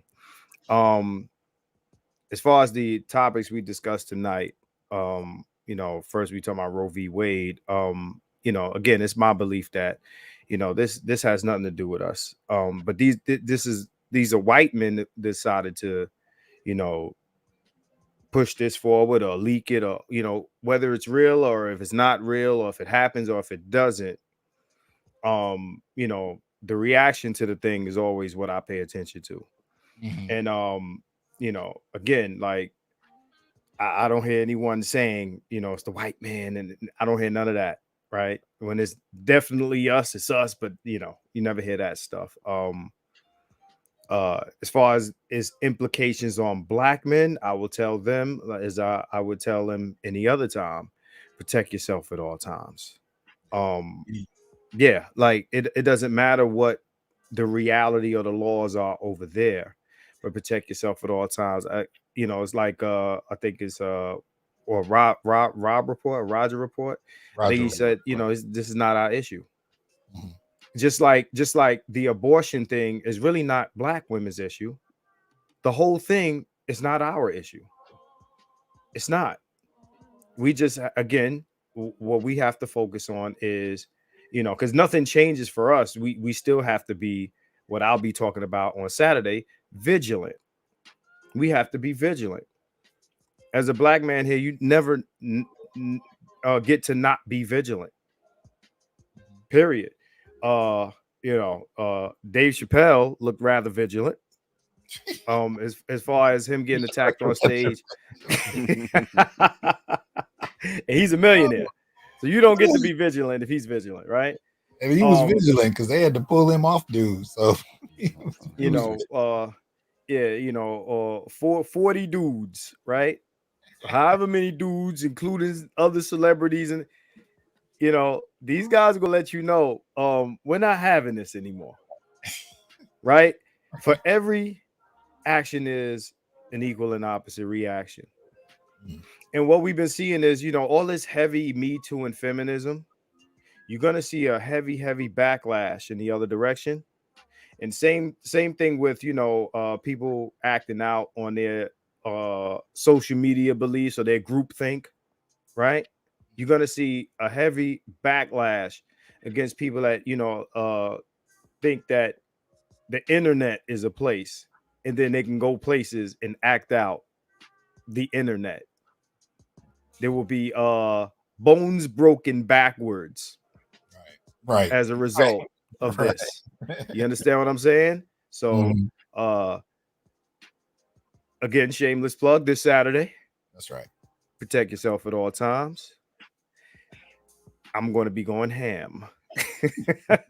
I told you too. I said this might be my most misogynistic show. Oh, do you ever serve chicken? Because I always see ham every time I come to your channel. These brothers here, boy. Oh. Because I don't know, man. Every time I come, it's always ham. So Well, I'm just saying. This gonna be the pig feet and everything else, man. Oh my God, you got ham and there and everything. spice ham. It's gonna be spice ham, sir. Okay. Spiced ham. So hey, man. that's it for me, man. I appreciate being here. I appreciate you coming. Y'all check the spelling on the name. If you're not already subbed to the channel, go check him out, support him. Shout out to Marcus should drop a link if he could. Yeah, I mean, just how it's spelled on the screen. You type that into the search on YouTube and it'll come up. There's nobody that spells Keep It 100 the way it's spelled right there on the whole YouTube other than me. So true. Yeah. It's easy. Man. All right. Coming through, man. Peace. 100. Thanks a lot. Peace. Later. And we just got a big super chat, so thank you. Shout out to Darnell Smith for the generous donation. Appreciate that, good brother. Thank you. Yeah, that's what's up. Appreciate the support. All right, brother. All right, Marcus. Later, Marcus. Peace. All right, brother BGS, close us out, man. Oh, yeah, we because we talk in the background all the time. Okay, what I'm finding, glad to see is the pendulum swinging back in the other direction. Now, I did a video maybe last week called "Escape Velocity," to the point where the black manosphere couldn't be canceled or tied down or pulled back to Earth. So I think we've reached escape velocity, and I think this is a one example of it, where they're clawing back some of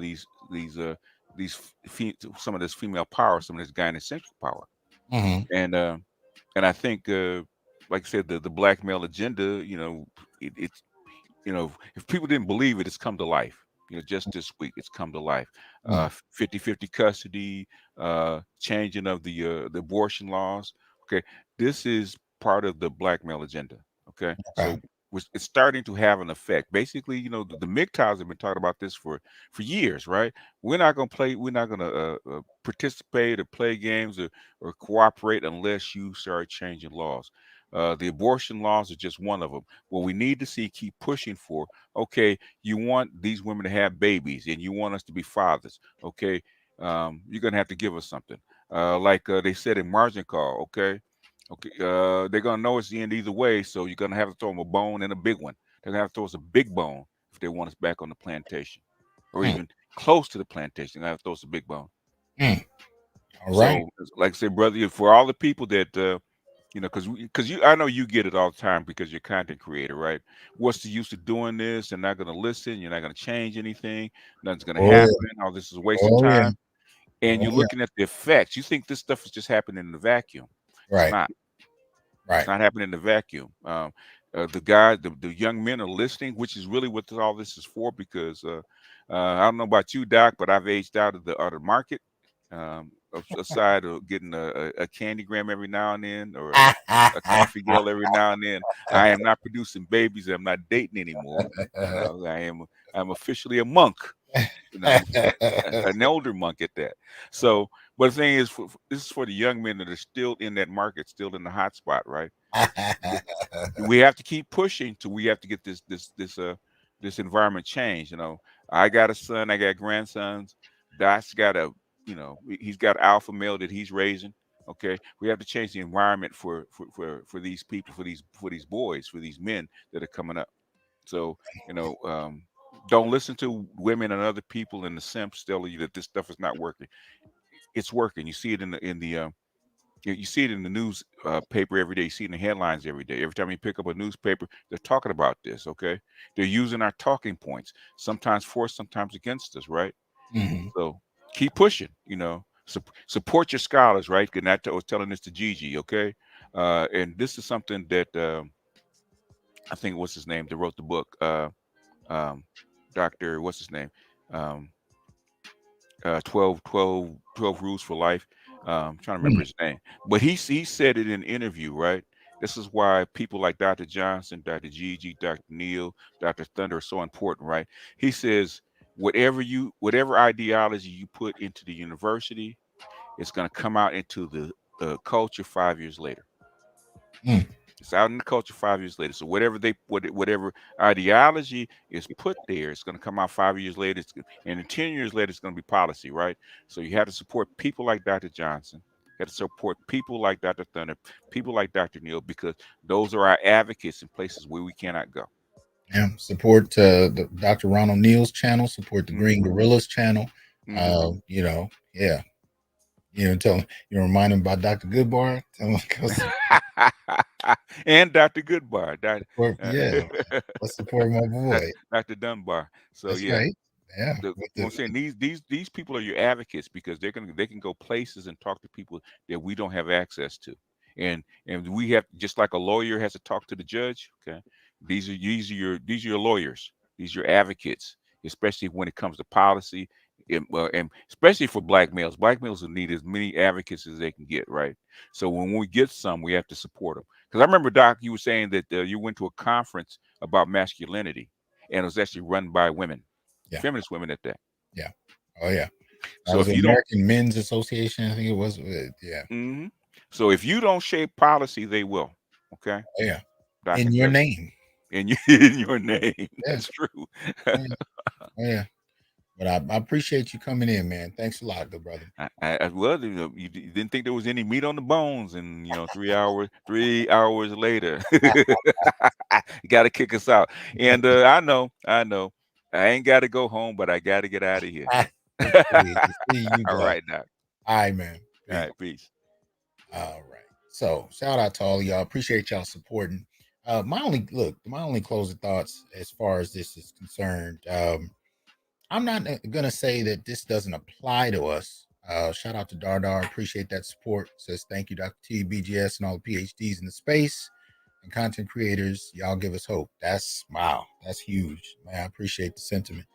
But as far as this, especially when we're talking about Roe v. Wade, if it is such that they are able to detect, the parentage of a child and file for child support earlier, and we're looking at an economy that's slowly deteriorating, I'm concerned with the possibility, right? The possibility of how many people will become predators in regard to how they use this policy against particular men. So all I can do is what I would do anyway, which is tell you to be careful, to be strategic, to be mindful of how 5 minutes can change your whole life behind irresponsibility. So at the end of the day, keep your head on a swivel, be strategic, especially when it comes to sex. Mind yourself, what you're doing. You really don't want to end up in a situation where you're providing something to somebody that can be used against you in a highly problematic way. And keep your eye on the news. Like brothers have said tonight, a lot of this is not concluded yet. We don't know where this is going. We're hearing rumors, we're getting leaked reports, but at the end of the day, just be mindful of how people will tend to use policy against you. And that is one of the legacies of the Black community that we have to be mindful of. Shout out to Reynolds for the support. Appreciate that. He says, I'm with you. With you too, brother. I appreciate that. But at the end of the day, that's all I wanted to say, man. I want y'all to just keep your head on a swivel, do your thing. So appreciate the support. See y'all later. Peace. I am here to tell you, brothers, we are not criminals by birth, perennial rapists, incapable intellects, man-children, sperm donors, child support wellsprings, success objects, walking phalluses, ATM machines, lottery tickets, unintelligent henchmen, valueless assassins, pro bono mercenaries, unpaid bodyguards, interchangeable stepfathers, child discipline proxies, unpaid repairmen, workhorses, emotional tampons, or any other socially accepted dehumanizing stereotype. We are thinkers, inventors, innovators, leaders, fathers, and men. Embrace your humanity, know your worth, and extend your time, attention, and resources only to those who genuinely respect you. And remember, your worth is not defined by meeting other people's narcissistic and selfish and unrealistic needs. You define your worth. Peace.